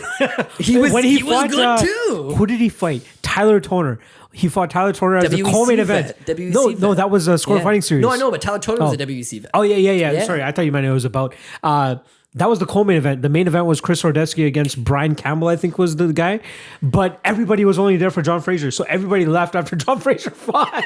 Dude, that happened. That was in happened, Sudbury. That happened. Or yeah. Sault Ste. Marie. No, it was Sudbury. It was Sudbury. Sudbury. It was somewhere, some random ass place where Yeah, I it was clearly like, wasn't welcome. But Chris either way. Horodecki fought Brad Cardinal or something like that. Brad and the it was like a Bonesaw cut. Cardinal. Yeah, it was a cut stoppage. There was a cut stoppage. Yeah, for Cardinal. And I'm pretty certain that was one of the first ones that they did live on the channel as well. So they needed the timing to that go was quickly. I think that was the Access second, TV. Access TV. It was the second ever MMA fight in Ontario that went up in Sudbury. Yeah. But there was another fun fight. Tony Hervey against George Brito. You know George Brito from George Brito, Toronto BJJ. BJJ. Yeah. No, he's the man. He's an excellent coach, excellent black belt. They fucked up his entrance for that too, and they're so short on time. But the guy was just jamming out. Tony Hervey was just jamming out to his walkout music, and they're just telling him like, "Yo, hurry up! You got to keep it up." The fucking Okay, so you were there, right? Yeah, I was working that event. So you'll remember this day. George Brito's kicking his fucking ass and breaks his arm. Yes. He breaks his arm. And Tony Hervey's like, man, that was all part of the game plan. That's his post-fight interview. He's like, all part of the game plan. Yep. I knew he'd hurt himself eventually. Yep. And everyone's booing. Like, you That was a fucking crazy idiot. card. Get out of here. Dude, Sergey Yuskevich. What the fuck is up with that dude? Leg lock. Mr. Leg Lock. Dude. 15, 8, and 2. Well, when you fight like Husma Pahares, I think he Cody must have Wilson some was his last injuries. fight. Damn. Yeah, and I thought Cody Wilson would be okay, but he never really panned out after that one. No. Joel Powell, he ended up passing away. Brant Dewsbury. I remember he's that like was guy. 15-2-1, 15-3-1, 15-3-1. and then just goes to college. Like, just bails out. Oh, But see, shit. See, he had to cancel both this year. He's going to come back. So he's been off 4 years. Teddy Ash. He's gonna fight Teddy Ash. But dude, now okay, hopefully he comes back. How old is he though? 29. 29. That's not bad. The problem is he's a career welterweight, and Ash fights at 85 and 205. So it's like, has he just grown now that he's like a man? Like he's older. He's been off 4 years. I think he was like Jordan Meehan's main training partner or something, right? Think about it. He's 29 now. He's been off 4 years. So he walks away at 25. He's 15-3. Yeah, that's a ridiculous record. He's on a 7-fight winning streak. Yeah. Lost to Ryan Dixon, another one that I'm wondering where the fuck disappeared to. Well, he took some shots. I ran into him the other day, actually. He worked kind of like security at this place in Hamilton, and super good dude. He says he's looking to make a comeback. His problem is that he took a string of bad fights in a small amount of time. It all started with... It wasn't even the Fisher fight. See, go back to CJ Marsh. CJ Marsh is 3-4, and he beats CJ Marsh. But he fucking got tagged early really bad. Oh, yeah. So now you move on 3 fights later, Dave Mazzani. Dave Mazzani's Gina Mazzani's older brother. Yep, Gina Mazzani fights in Danger. Yeah. And he's a badass. He does a little pro wrestling now, but he's tough. He beats the shit out of Ryan Dixon. Then Ryan Dixon KOs him early in the second round. It's one of Ryan Dixon's only... He KO'd the guy smooth, right? Yeah. So after that, he relies on his striking. Fisher bangs him up. And the Fisher fight, expanded. I'm pretty sure it's 5 rounds. 5-round title fight. Yeah, you're right. So he goes 25 minutes and got beat up by Fisher. 25 minutes of a beating. Look how fast his very next fight ended. Shit. 1 minute. Damn. Now you go from a 25-minute beating against Jason Fisher. Jason Fisher is a Michigan legend. Michigan regional scene legend. Fought in Bellator. Jason the Finisher Fisher. He's the fucking man. Jason Witt knocks you out right after that. Now you're on your first losing streak. 2 fights. You just took a 25-minute beating and a 1-minute KO. And you decide, not him, I'm sure, but his management decides to fight Nahshon Burrell. That's not You mean to tell me Strikeforce vet Nahshon Burrell? You mean UFC vet at that UFC vet Nahshon? Yeah. You mean to tell me went the distance with Stephen Thompson Nahshon Burrell? Yeah. Yeah, what a great fucking That's idea not a good that idea. would be. Let's see So what he loses to Nahshon Burrell, and then as a young fighter, 3-fight losing streak, KO'd in 2 of them, 25-minute thrashing in the other one. I think it's got to fuck with you mentally. It fucks with you mentally, and that's why fighting's not necessarily who the best guy is. It's who's there at the end of the day. Because I trained with a lot of guys that was like, oh, you know what? Nealon Hordat Reese is the man. And Michael Karkula is the man. Yes. And a lot of these guys are just super tough. But it's not who's the toughest. It's like, who's going to do this for 10 years? Yeah, who can actually do it. It's going to take 10 years. Yeah. A lot of guys aren't built for that. And that's why I got respect for the journeyman. They're built for that. But you see tough fighters come in all the time. And not tough fighters, but they come in, they win some fights, they look spectacular. And like once the going gets hard, it's like they never really overcome that. Yeah. And that's why I said I got respect for Felice Harry. Or not Felice Harry, sorry. Yeah, she's hot. Carla Spari's hot. Yeah. Not so hot. No. But it's just like, yeah, like she knows who she is deep down. She's a fighter. Whereas I wonder with some of these other people, once the going gets tough, is it like, fuck it, I want to do something. Me and you, though, we have a unique perspective compared to most people. Like, probably whoever is going to watch this either. Like, we're actually close to the fighters. We're actually seeing the Tyler Toners come to fucking Sudbury. Yeah. You know what I mean? Like, we see that shit. Nobody else really gets to see that shit. They just see the guys that are on like 2-fight losing streaks and then they lose a 3rd fight and then they're cut and then they never hear from them again. But then we see the Ryan Dixons, we see the Nealon Hordats, we see the, I don't know if you've ever heard our kid Hashmat Sarwari, fucking amazing kid. He lost his pro debut, but on the regional seed had a fucking barn burner with Louis Jourdain. Who Dude, you fucking know as well. He had a draw with Louis Jourdain, right? Dude, I was cornering him for that fight. Yeah, he had a good amateur career. That was an insane fucking fight. Whoever he fought his pro debut, though, the name's escaping me, but the guy's tough he was too. good. Yeah, he was good. Like it was I had Ergis on as my last guest, and he was telling me about that kid, how that kid's really good as well. It's weird. It should be Hashmat, but it's Hazmat, which sounds like the fucking Dangerous Goods Protocol. Dangerous Goods Protocol. You know what? I bet you. Here, I'm just making sure. Are you pulling something up on the? I bet you I've got on notes the Cody on Mo. Yeah, I bet you I've got fucking notes on this guy. Who? Tishay Gauthru. Oh, dude, all of them. Okay, so this guy fights at 45, yeah? Oh, who? Hashmat? Yeah. Hashmat should technically be a 125er. He fought Jourdain at 125. Right, and he was, I guarantee. Okay, look at this. Bam! 25-year-old striker from Grants MMA in Toronto, comes from a Muay Thai background, has competed provincially as an amateur. Switched to MMA briefly in 2014, going 1-0-1 with a draw against future pro Louis Jourdain, who was 5-2 at the time, or 5-2 as a pro. Sorry, went back to Muay Thai for 5 years, and then came back to the MMA cage to make his debut in September at PFC 11. That was his pro debut, and he was TKO'd by third round by super prospect Tisha Guthro, who's 3-0. And then I got one of his Muay Thai fights linked and his pro debut linked. What is this app? What is this that you have? You know what? No, it's not an app. It's just I have a profile on everybody who's fought in this country. Because if you want to book fighters and you want to reach out to guys and you want to connect, it's like, that's the shit. Wait. Are you actively matchmaking for somebody right now? Yeah, on and off. Yeah, okay. So I can't divulge my big pipe work plan, but like a major organization who has major shows but has yet to come to Canada, is looking to expand into Canada. They're looking for a Canadian matchmaker. Maybe help them with that. But like, above all else, I've never met this guy. I probably couldn't tell you if we walked down the street. I probably wouldn't recognize him, right? But I have a profile because he's had a fight. And you profile all these guys, and so what are you doing? Like, are you searching shows? Like each show, you're saying, okay, this one happened in Oakville. I need to know everybody that was on this card and what happened in this event. If someone says, I need a bantamweight in Vancouver, I know all the bantamweights in Vancouver. If someone says, I need a bantamweight in Saskatchewan, I know the bantamweights in Saskatchewan. But what's your method though? What are you doing? Are you every week? Are you saying, okay, these events happen in Canada, I need to keep on track of these guys? No, guys will reach out to me and be like, I need somebody. So then you do your research. You'll provide somebody. Yeah. And then I've also had people be like, could you scout out my opponent? So it helps out to just have a profile on all of them. Yeah. Because what I noticed is I do Robin Black's notes, and he predominantly was doing for bare knuckle boxing. So I would do full profiles on these gypsy bare knuckle boxers. Yeah. But it was fucking rough, man. Like, I had to pull up like police records from them to get their date of birth to figure out how old they were. But you learned a lot about these people. So then when people start reaching out, being like, could you put a strategy together? Not, I'm going to use your strategy, but like, if you had to put a strategy together, what would it be? And then people start reaching out for, this is my opponent. And it made a lot more sense to just profile everybody. And then that way, if I didn't have much time, it wouldn't cost me a lot of time to pull up the information that you require. I would have the information. Well, are you just writing this in notes or some shit? Like, yeah, like I got literally like that, like caveman style. I got notes on notes. I got that's binders insane, bro. You know what? I don't know if it's like, I don't know the legality of it, but like, yeah, like I don't throw out your blood work. If you've ever done blood work for me, I got it.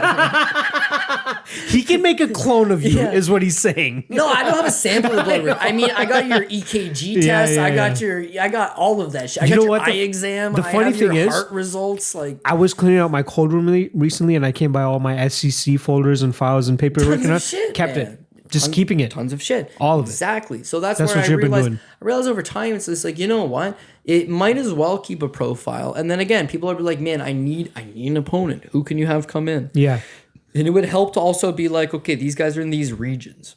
So somebody from Alberta, there might not be a fighter. You just do Canada, or do you look into the States as well? Because that's a shit ton of fucking work then. You know what? The thing is, I keep the guys in Canada. That's all super up to date. And then the organizations that I'm working for, so for example, this organization in Alberta, they employ me to do a little bit of work for them, whatever, right? So the first thing I do is, who are the available fighters in Montana? Because it's right below Alberta. And if I can't drive from a Canadian guy, then I can draw from one of these guys. Yep.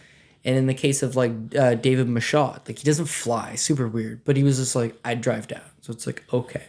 I'm in. Now, as a Canadian regional scene, the guy asked for $6,000. Yeah, he's worth every penny. He fought in the UFC. This is right before he joined PFL. So he was like, I need $6,000. It's like, it's just not going to work. You know, it's a regional promotion, right? Well, we know what these guys are fucking making on the regional scene. Let's just put it that way. People would be sad to hear it, but like I've had people fight for free for me. Because, for sure. Because they wanted to fight. And there's been guys that were just like a percentage of their ticket sales. They just want to get the experience so they can get it on their record so they can progress their career. Yeah. I'm sure you've seen plenty of that shit. You know what? We had 3 guys where legally you have to pay them. You can't not pay a fighter. That is highly illegal. And these guys agreed, 3 of them, won't name names, 3 of them agreed, I'll fight for free because I'm asking you for a fight. You're not asking me for a fight. I'm asking you for a fight. Yeah. So legally, we had to pay them something. That's what SEC was pretty much all about. And we though. asked them to cash it and give it back. Fucking two of them did. You know, and then looking back, I think like, man, that's so fucked up. But like, you understand like why the guy though. fought. Yeah, no, dude, especially in Ontario. The like, show's not going to survive. It like won't SEC was survive. probably the only thing around in Ontario at that time, right? Like there was really nothing else going on. There's something in London. Here are the realistic numbers here. SEC spent $100,000, right, and recuperated 97, right? So you lost $3,000, which, as an MMA promoter, yeah, fuck yeah, Kinda, that's my true. shirt's still on my back. Yeah. Fuck yeah. Yeah, $3,000 as a loss is not much. Yeah. The problem for the company that we were working for is like, how much time did you put into that? How much time did I put into that? How much time did like the key members of our team put into that? Yeah. So for all of us to put in 4 or 5 months of effort, I put on 20 pounds just because like you're busy. And I fucked an Alex Ricci UFC contract with Joe Silva. I fucked it. Because How so? So he was supposed to fight Jason Sago on the card, right? On our card. On our card. Yeah, I remember. I got them. It's on this poster actually. Is Yeah. it actually? I'm pretty sure it's. Oh, it is. Yeah. Oh shit. Okay. But- sorry. But, So quick, they're both on contract. quick diver. Todd Stone, by the way. Todd Stone versus Ray Lopez. versus Ray Lopez, who couldn't get across the border. What So the we have to fuck, get Pat Ray Walsh for that. Lopez? That was Pat one that we Walsh. got Pat Walsh for. But yeah, Dude, sorry. I stayed on that guy for like fucking a month. A month. You can get across the border, right? And he's Yeah. like, yeah. And then for the last second, he's like, I haven't paid child support in 3 years. Cocksucker. You son of a bitch. Fuck. Dylan, you son I of a feel so bitch. bad for you, Oh, but yeah. you fucking got me. killed Anyways, that. Sorry, back okay. So I booked Ricci versus Jason Sago, Yeah. right? So Great Jason's fight at the time in the Canadian MMA scene. Badass. One of the biggest fights ever. badass. So roughly around the same time as our card, I believe is UFC 174, which Yeah. is Franklin versus Liddell. Oh yeah, in Vancouver. Right. So Yeah. they have a last minute injury and they need a short notice replacement to fight Josh Shockley.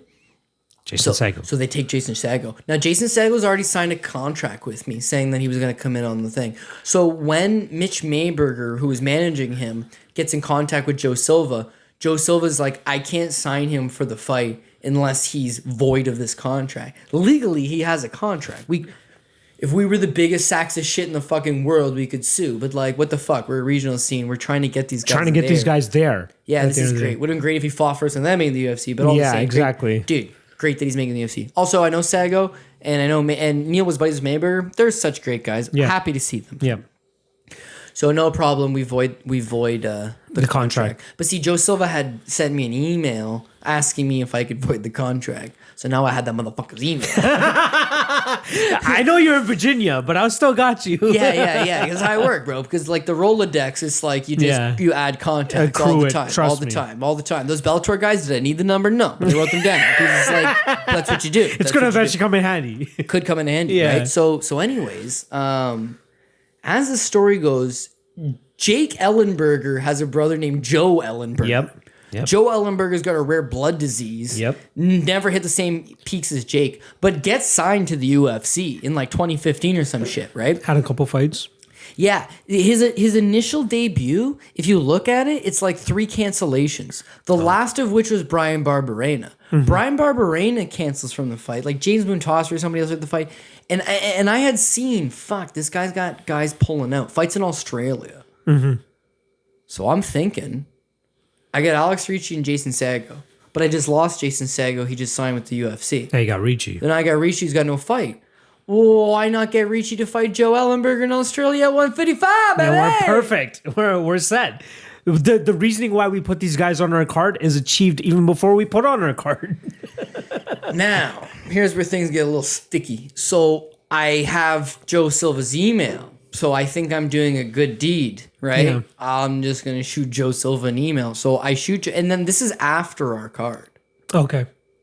So Alex Ricci competes on He our fought card against and fights Louis EJ Fizlis. Brook EJ fights Brook, EJ sorry. Brook. He fought Feliz on the first card, or Felix. Yeah, Luis Felix is on the first card. Yeah. Now he fights EJ Brook. Now EJ Brook is notable because he's a Bellator veteran. B, he wrestled collegiately at Missouri. Mm-hmm. He had a wrestle off against Michael Chandler for the starting position for the Mizzou Tigers and beat him. Mm-hmm. And started half the season until the coaches, for whatever reason, said fuck it and put Michael Chandler back in. Yeah. He's got a great story. He's a good competitor. Even now he fights for Bellator and Titan FC and shit. Yep. And like He's always just showing up randomly.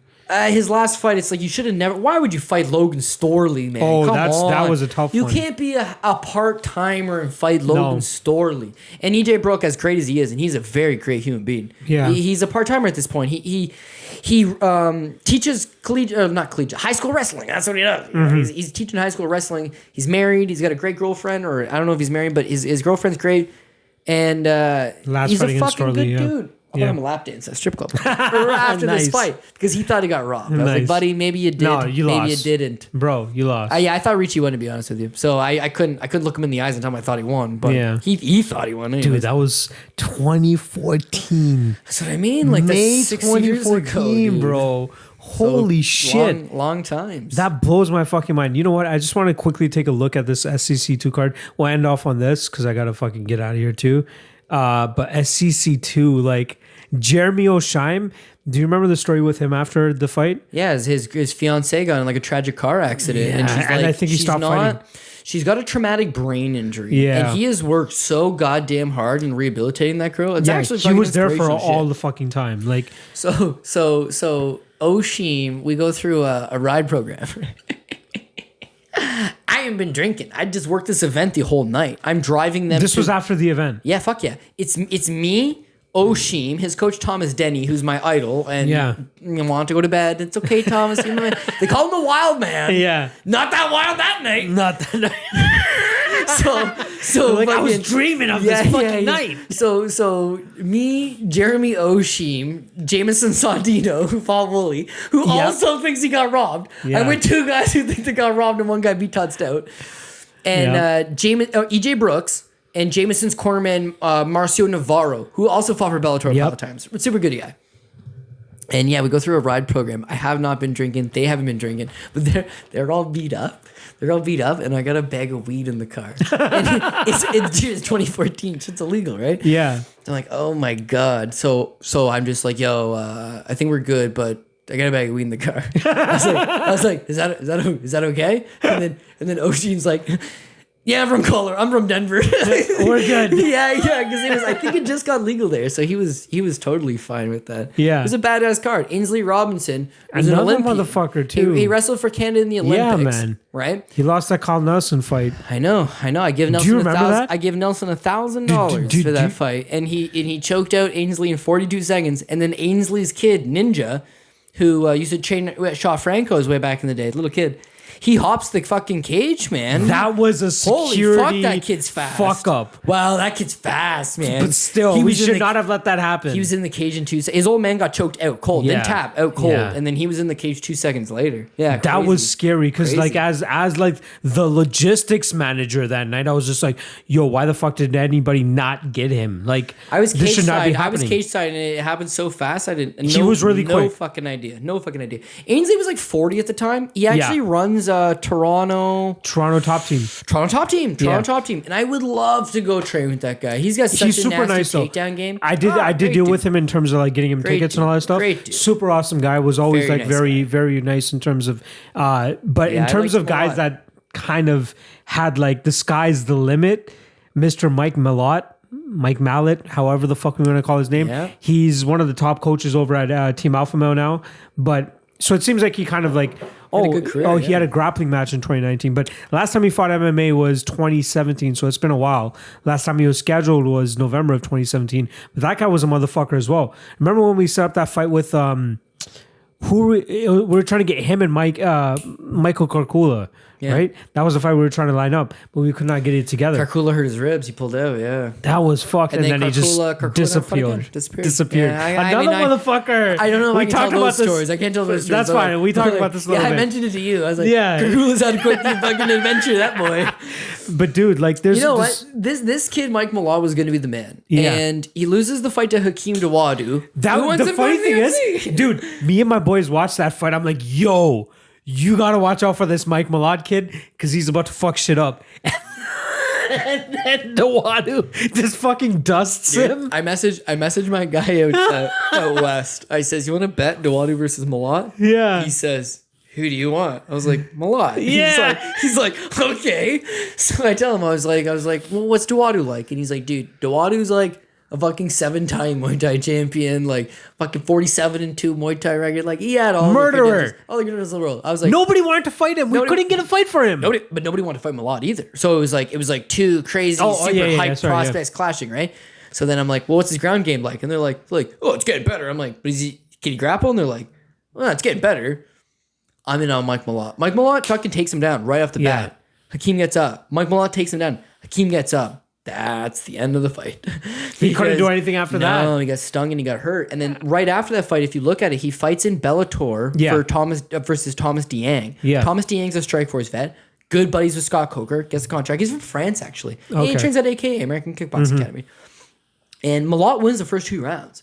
And in the third round, just like wheels fall right off. And this Dieng guy 10-8s him in the third. That's why it's a draw. Yeah. Then he takes a lot of time off. His last fight, Craig Shintani's no joke. He knocked out Craig Shintani in 36 seconds. Never fought again. Why is that? But he was plagued with neck injuries. He had bad I think that's why he eventually took the time off, right? And but he's Faber's coach now. Like he doesn't coach all the alpha male guys, and you'll notice some of the alpha male guys still use Justin Buckles. Some of them use Faber. Some of them, just different flavors, I guess. I mainly see him a lot in Garbrandt's corner. He's always in Garbrandt's corner. I find it. Yeah. Maybe not. I noticed him mostly with Faber, but yeah. I mean, he's one of the top guys there.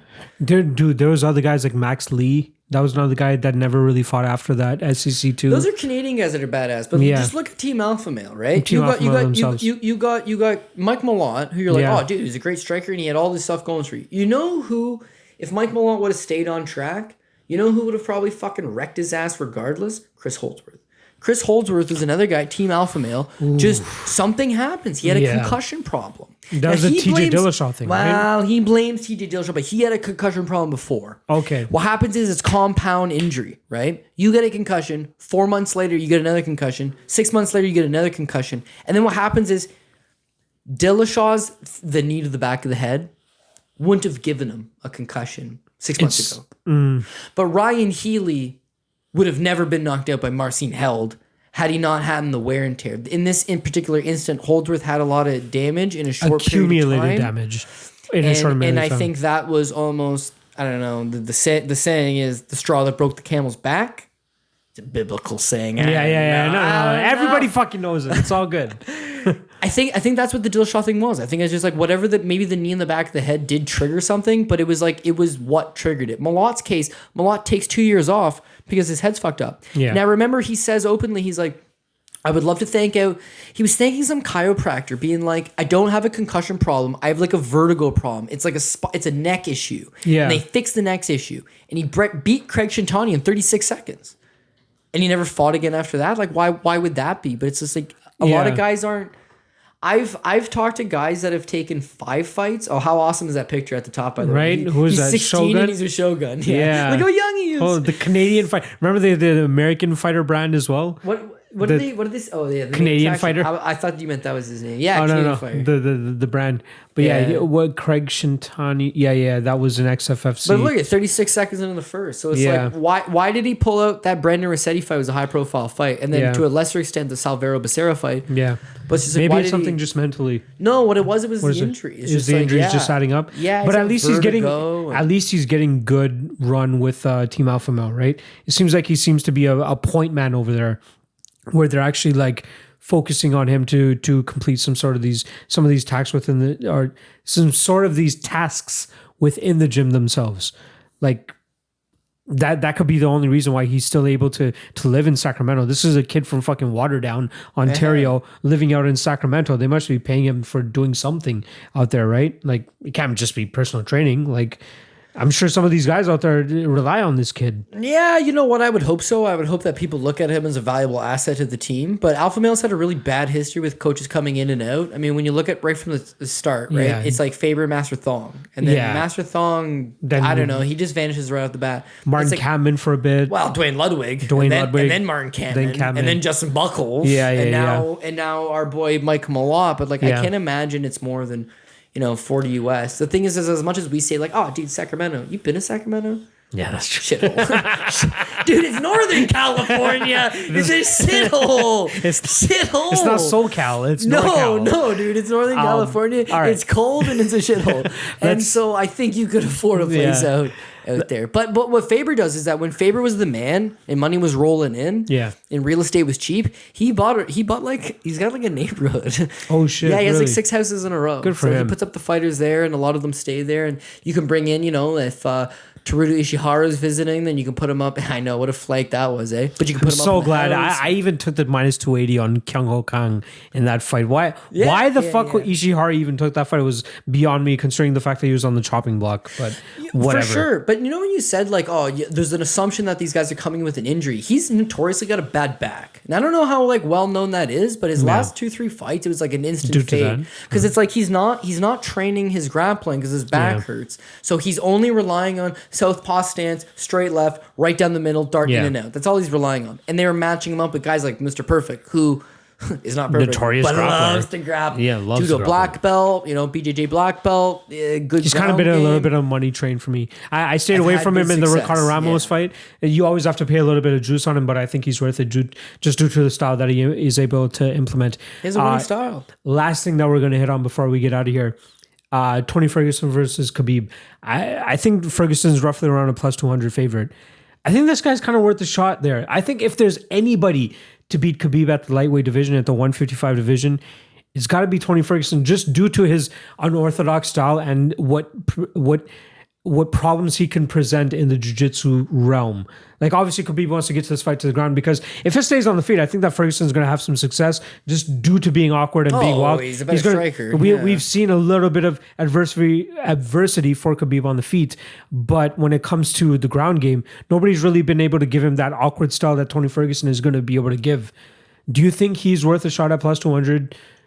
Do you think the odds are like correct at where they are, and how do you kind of see that fight going? I can see him being worth a possible shot at plus 200 only because this is really the best matchmaking you can do. It's the number 1 guy in the world versus the number 2 guy in the world. That's the best you can do at any weight class. This is a competitive fight, and should Khabib be a 2-1 favorite over guy like you said plus 200 and Tony Ferguson? That's good value because Khabib beat McGregor and thrashed McGregor. There's this aura of like, oh well, he's the new guy. He's the new guy. You got to jump on him. You got to be with Team Khabib.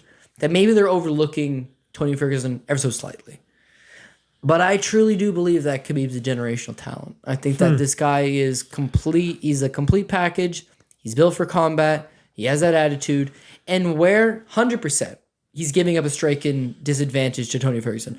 Tony Ferguson is not a one-punch knockout guy. No. He's a cumulative damage kind of guy. Correct. He's a punch output, break you down kind of guy. But I don't see him just catching him with that one shot. Also, you got to realize that when people fight Khabib, their only shot is that one punch. Mm-hmm. Who's the only guy that has ever nailed Khabib clean with a powerful shot? Michael Johnson. Michael Johnson's got a tremendous amount of power. Yeah. Not so much at 45, but at 55, it's like, holy fuck, this guy can crack. Deaded some guys. People remember Khabib being stung. Rewatch that fight. It hurt. It hit. Maybe it did sting. But it's like, this guy fucking walks right through it. He's like, he's tough. Now, the McGregor fight, McGregor hits him like a few times. They almost seem like glancing blows. In hindsight, when you rewatch that fight, right, McGregor does hit him, and nothing does any damage. You watch at almost any other McGregor fight, not a boxing match with 12-ounce gloves, or was it 8-ounce gloves? 8-ounce gloves. Mm-hmm. He touches anybody, there's a massive amount of damage inflicted. He did touch Khabib, nothing was done. So I believe the guy can take the punch. So even though Ferguson's not a one-punch power guy, Khabib takes the damage. Now we're just going to go to maybe Ferguson wins the first round. Maybe Ferguson outlands him early, but Khabib always gets into the clinch. Ferguson can wrestle, but Khabib's the best wrestler. And ultimately, when Khabib gets the fight to the ground, and when I say when, They all do. It's inevitable. The only guy to ever stand up Khabib and say, fuck your takedowns is Gleison Tebow. Gleison Tebow arguably won that fight. That's a throwback right there. But Gleison Tebow is a motherfucking fire hydrant, right? Somehow makes 155 all the fucking time. I don't know. And at the time, it was like he's so fucking juiced out of his fucking gills. Ridiculous. That you can't take him down. Yeah. And I thought Gleison won the fight. Yeah. If you go to MMA decisions, okay, and punch in Gleison Tebow versus Nurmagomedov, or just go MMA decisions. Yeah, Nurmagomedov. Let's see if I can do this drunk. Tebow MMA decisions. It'll come up. Even if you misspell it, it comes up because Google. Perfect. Google knows everything. Okay, look at the media scores. Oh wow! Right, 5-1. 5-1. Jordan Tebow. Breen from Sherdog had it 30-28 Tebow. Oh, wow. Tristan Crinchfield from Sherdog had it 30-27. Sean Al-Shadi. Chris Nelson 30-27. Sean Al-Shadi, MMA Fighting, MMA Weekly. Dude, they didn't have it 29-28. They had it 30-27. Wow. So fan scoring 37.1%, 30-27 Nurmagomedov, but 34.9% had it 30-27 Tebow. So this is probably one of the hotly contested ones. We'll scroll down. See, 49% thought Tebow won. Yeah. Versus how much for Nurmagomedov? What is that? 49.2 for Tebow and 49 point. Like it was just down the line. And it right. 0.07. Does it tell you how many fans voted? Yes. Go down. Yes, it normally does. 687. 687, and most of them thought Tebow won by 1% or by 0.5%. Yeah, whatever you want to call it. 0.1% more. But what I'm saying is, see, top rated countries. Okay, United States, Russia. Russia's number 2. Of course. Okay? They're the only one that had more scores for Nurmagomedov. That was the only country. Exactly. Wow. So it's like for the most part, it's like I think a lot of people walked away from the fight being like, yo, Tebow's the shit, right? But it was how they clashed at that time in their career. Nurmagomedov's young still, he's green still. And what the difference here is that Tebow's 5'8" and fucking juiced and built like a fire. He built like a fire hydrant. Yeah. Whereas like Ferguson's tall and lanky, and as much as he can wrestle, and he's a good wrestler, eventually he will get taken down. But and this is but gonna sound jiu-jitsu crazy. is where I'm trying to get the conversation to. Like you'll do your tape study, you'll do your Newsome MMA index, right? The only fight to me, and geez, this must be, you'll tell me the year here, but it must be 4 or 5 years ago. The only fight worth mentioning, in my opinion, is Tony Ferguson versus Danny Castillo. You can check. Yeah. You know what? Click on Ferguson if you got MMA decisions. I want to see what the scores on that one were, because that is a prime example of when he starts falling to his back, hunting submissions. Once he allows you to take him down, so he can hunt submissions, and the submissions don't happen, he's not the Tony Ferguson you're thinking of. Because I remember this fight. This is the fight where Ferguson was pretty much on his back, but he was landing a lot of shots off his back, which is why he won it. It's a split for Ferguson. And I think I remember the commentary being Joe Rogan being like, Ferguson might have won this. And you know what? Look at that. A lot of media did give it to him. But Wrestling Observer, MMA Mania, MMA Junkie, Bleacher Report, there's a couple more there, all gave it MMA Odds Breaker, Adam Martin, Cage Pages. shout out. Yeah, Adam Martin, who's the man, Craig Amos, Junkie and Mania, and Dave Meltzer all scored it for Castillo. The fan scoring is only 36% Castillo, I guess. But if you rewatch the fight, the main thing here is that Castillo's on top of him the whole time, not doing anything, and Ferguson's attacking off his back. Just throwing elbows and all that type of shit. But because Castillo's a very top-heavy fighter, he was able to get the fight where he wants it. He was a great collegiate wrestler, by the way. Oh, yeah. He gets the fight where he wants it. Team Alpha Male, guy into the shout-out. He gets the fight where he wants it. He holds him there. The difference is Ferguson's throwing shit off his back, right? I know it's a long time ago. I know Ferguson's evolved. Ferguson's also, 34 years old? He's had knee issues. He's banged up. And when he fights Khabib, if he ends up on his back, it's not going to be, I'm throwing up shit. He's not doing anything like Castillo. It's Khabib utter domination. And to think he's going to knock out Khabib or submit Khabib, it's MMA. Anything can happen. Exactly. But you can look at George and you can say, this is the greatest fighter of all time. But you know what? Matt Serra slept on that one time with a couple of fucking half-assed punches. That's so true. And you can say, geez, you know what? John Jones is a different. He's never been beaten. But everybody has had that one moment where they've been beaten, where you can draw on, hey, Maybe you can do that. Khabib's not only never been beaten, he's never been close to beaten. Outside of the decision of T-Bow, he's never almost been knocked out. Never. He's never almost been submitted. Never. So it's a hard narrative to drive that Tony Ferguson's going to finish this guy. And the people I talk that are going Ferguson, they're saying like maybe he catches him. But not a whole lot of people are saying Ferguson wins a decision, right? How many people are saying Ferguson by decision? Mm-hmm. So I think that's the difference where I think Khabib is, in my mind, this is just strictly my opinion. I'll leave the viewers with this, and we can end the show. The greatest MMA fighter of all times is Khabib Nurmagomedov. the number two greatest MMA fighter of all times is George St. Pierre. And the number 3 greatest MMA fighter of all time is John Jones. Only because of the drug test. Otherwise, he's number 1. He's number 1. I could make a good argument for Khabib still being number 1 over a clean Jones. But my heart tells me Jones is the greatest.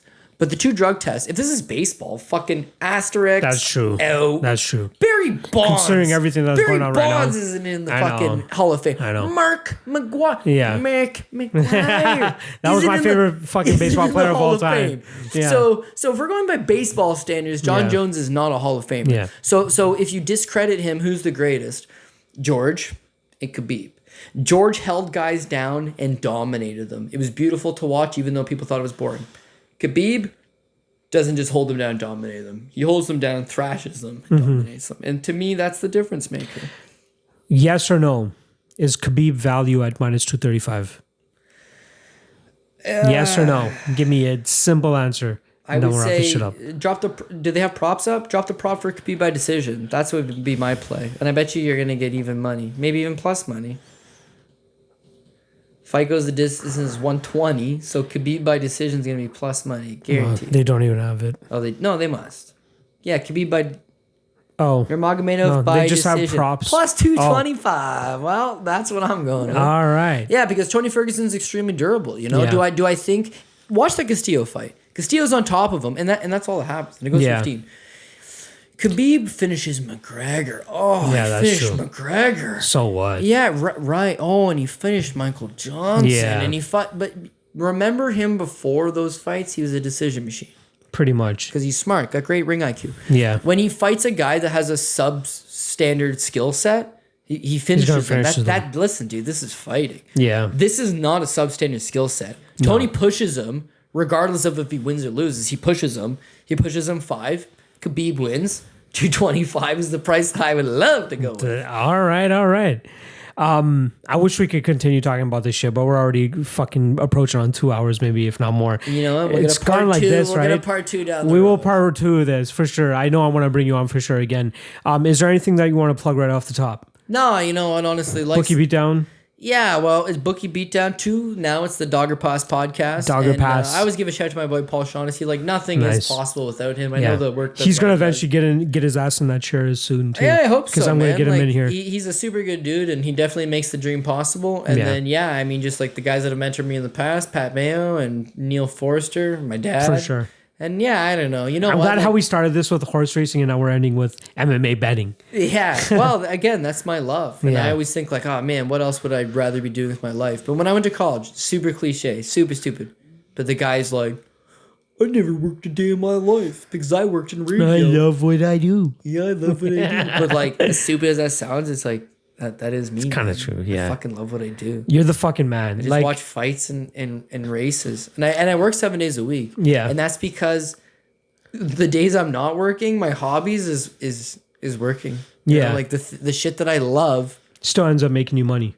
Yeah, and that's the long run thing, right? Because Paul and I have been doing the show for we're coming up on 6 years, and I've been watching fighting since 2006.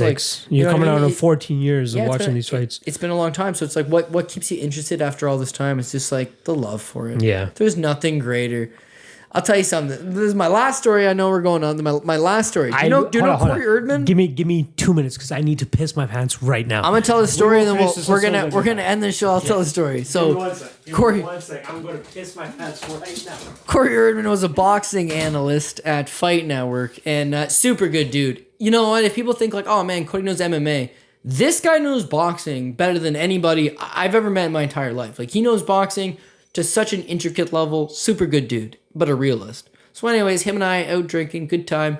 Out of some, Barton's. It was called Barton's. It was like a vegan restaurant. He's vegan, I'm not. But they also serve like tacos. So 3 a.m, fuck it. Tacos, 3 a.m, sold. So we end up at Barton's, right? We're having it's 3 a.m, okay? There's a nightclub called Dog and Bear. Dog and Bear is literally situated right next to Barton's. 2 doors down from Barton's.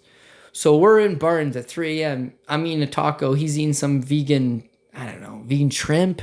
That probably doesn't make any sense, but it was like some weird vegan thing. Maybe it was vegan tacos. Regardless, we're sitting there looking at the window, looking outside, and this guy leaves the nightclub, Dog and Bear. He walks like three steps down, three doors down, essentially, kind of in front of Barton's. It's glass window, we can see out. And this Cadillac Escalade rolls up, stops in the middle of the road. 3 a.m, there's no traffic. You could get away with fucking leaving a car in the middle of the road at 3 a.m. Gets out of this Escalade and just yells, "It's on, motherfucker," and starts just fist fighting this other dude in front of Barton's. So I am excited. There's nothing I love more than watching a fist fight. Yeah, I love UFC. I love Bellator. I love any type of MMA. I love K1 kickboxing. I love boxing. As fucked up as this sounds, ain't nothing better than a good old-fashioned shindig street fight. Fist fight on a Saturday night outside of a bar in a cornfield. Human emotion. I always say, what sells better than a title fight? I'll tell you what sells better than a title fight. Human emotion. It doesn't matter if someone's like, oh, this is the best guy in the world versus the second best guy in the world. If I say, yo, that guy doesn't like that guy because that guy fucked his wife, it's on. That is what you're going to watch. 100%. Here's a real visualization for you. You're in a mega dome. Some billionaire, some trillionaire creates a mega dome, okay? There's 4 corners. In the one corner, it's the Super Bowl. Okay. And the other corner, it's the fucking Stanley Cup playoffs. In the third corner, it's the World Series. In the fourth corner, it's the World Cup, okay? Yeah. Right. 2 fucking drunks start fist fighting 3 rows down. You fucking don't watch the game. You watch the fight. The fist fight. Because it's human emotion. Even at UFC events. I don't know if that's the story that you're talking about right now. But I've seen that shit all over. But like even if at a UFC event there's a fight going on in the crowd, people are watching the fight in the crowd, not the fight that's going on in the cage. Always. So the story I was telling the viewers is me and Erdman are sitting at Barton's. He's having some vegan taco thing. I'm having a regular taco. And there's a nightclub 2 doors down called the Dog and Bear. Okay. This guy leaves the Dog and Bear. He walks. We're 3 a.m. eating tacos. And a Cadillac Escalade pulls up in the middle of the road. Parks. One single dude jumps out and goes, "It's on, motherfucker," and rushes him. It's 3 a.m. There's no traffic. Yeah. So you can get away with right on the street. Right. So these guys fucking start scrapping on the sidewalk. I'm so fucking excited. 3 a.m. Fight? What's up? And like I'm saying, I love a fucking real emotion fight. Oh, so I get up, I fucking dart towards the door, and I feel a hand grab my shoulder. It's Erdman. And I love Erdman. I got all the respect for the world for that guy. That guy's a fucking class AG. If you're into boxing, give him a follow. He's the greatest. Okay. The greatest. Fucking hand hits my shoulder. I look back and Erdman says, "Are you fucking kidding me?" He goes, "Do you want to get hit by a stray bullet watching some shit fist fight at 3 a.m. outside of Is it worth your life? Is it worth it? The fuck are you doing going out there?" Took me 1 second to process it, but I was like, this is how I want to die. Watching a fist fight on the street. I want to die watching fucking 2 guys scrap outside of a fucking nightclub at 3 a.m. Because it's like beer fest. Oh, he died drinking beer. That's how he wanted to go. Oh my God. This is me. This is how I want to go. This is filthy Cody right here. Anyways, I get outside. They scrap it out. No shots fired. Dude from the Escalade just runs back to the Escalade, hops in it, and fucking away he drives off. But it was like, it was so ridiculous. It was like, holy shit, what the hell just happened? I can't wait to go back on the video and watch you actually talk about it for the first time and just go through it. It was nutso. But again, it was just like one of those moments where it was like, yeah, shit can happen anytime. But to me, like, Okay, you ever watch prison fights? I try to stray away from fights outside of the octagon.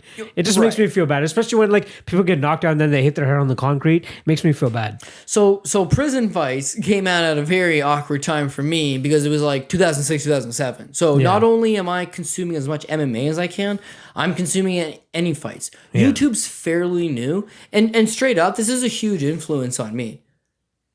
Kimbo Slice. Oh, for sure. Because he really hit surface around 2006. And that's when I'm watching IFL. That's when I'm watching Tough 4. I'm into Kimbo Slice. Yeah. And right around the same time, dude, I'm in high school, grade 10 or 11.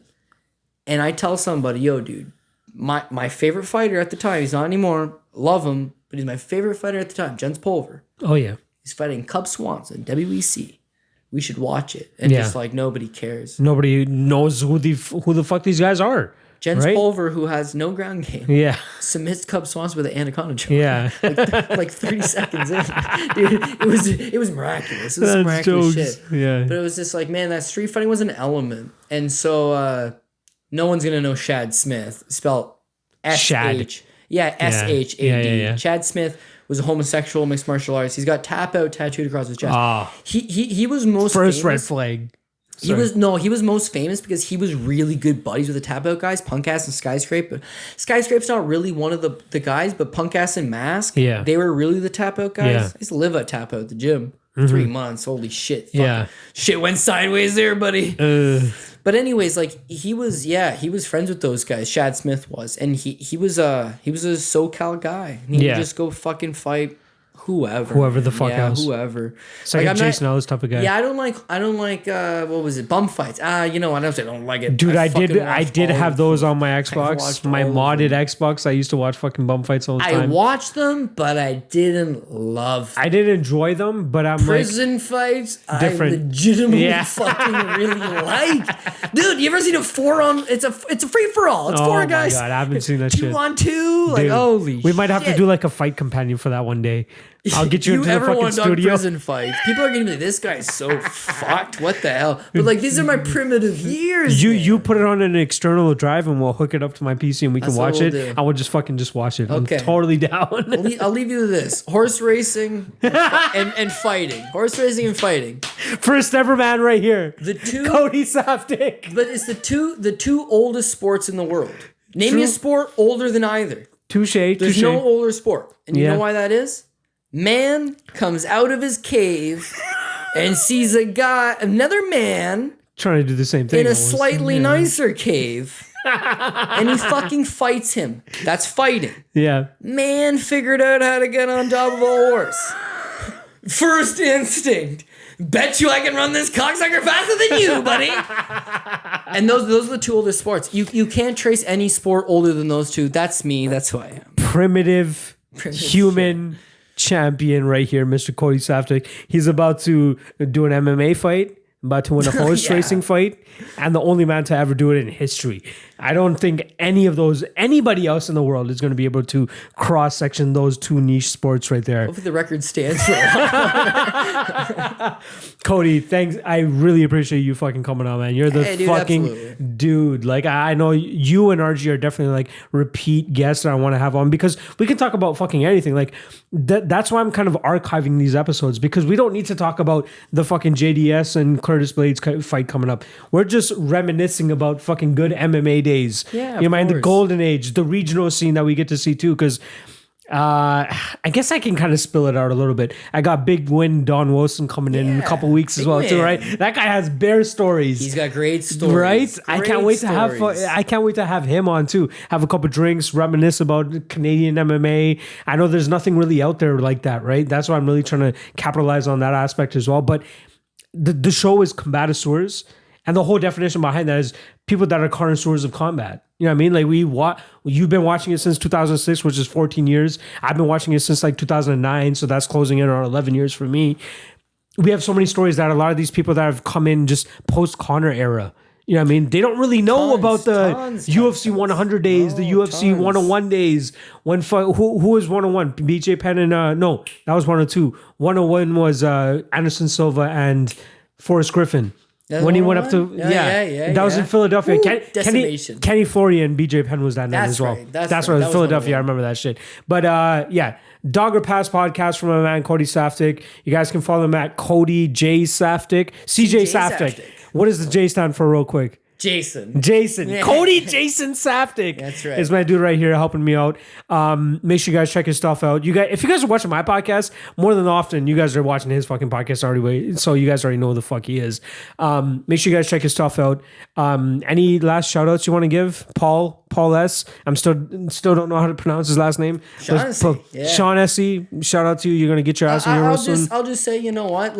And I appreciate you bringing me out. And again, this is the whole community is very much about respect. I know that guy put out that video today, like, oh, these are the followers. I got tagged in a couple of them, but I was like, I don't care. Because again, it's like, you just do you and you do the work. Yeah. So I ended by being like, it's CJ Saftic. I've always gone by that CJ. But my parents named me Cody. My last name's obviously Saftic. Yeah. That Jason. Yeah. They left that up to Garth Gordon, the trainer that gave your my godfather. dad, and they said, dude, they bought books and shit on strong masculine male names. I don't know how they come up with Jason. But my best friend's name's Jason. So again, small world, right? It fucking works out. Yeah, small world. Dude, Cody is the man. I've known this man for so fucking long, and I really appreciate him coming on. Hope you guys enjoyed the episode. Subscribe to, I think you guys have the Dogger Pass podcast channel, right? Is that what it's on, or is the we're Pat on Mayo? Draftkings. Yeah, we're on Draftkings. Go to Pat Mayo. Support him because he supports us. And Pat Mayo's the fucking man, for sure. That guy's doing big things up here in Toronto and obviously on the social networking scene. Thanks for checking us out. Hit the subscribe, hit the like. If you guys want to leave him a comment, I'll definitely make sure he gets that comment as well. Leave you guys check that shit out. I'm sure I've said some weird shit. I've said some strange shit. As far as the story, I guess your fans already know that shit. You know what? If you do watch our show, and Yeah. you're watching the show because you watch our show, then you know who I am. All right, I'm an open book. But if you're watching for the first time, you're like, what the fuck? No, that's leave why a I love comment. you. Leave me a comment. Shoot me a message. That's why I love this man, Cody Saftic. Thanks for watching. We'll see you guys fucking next week. Later.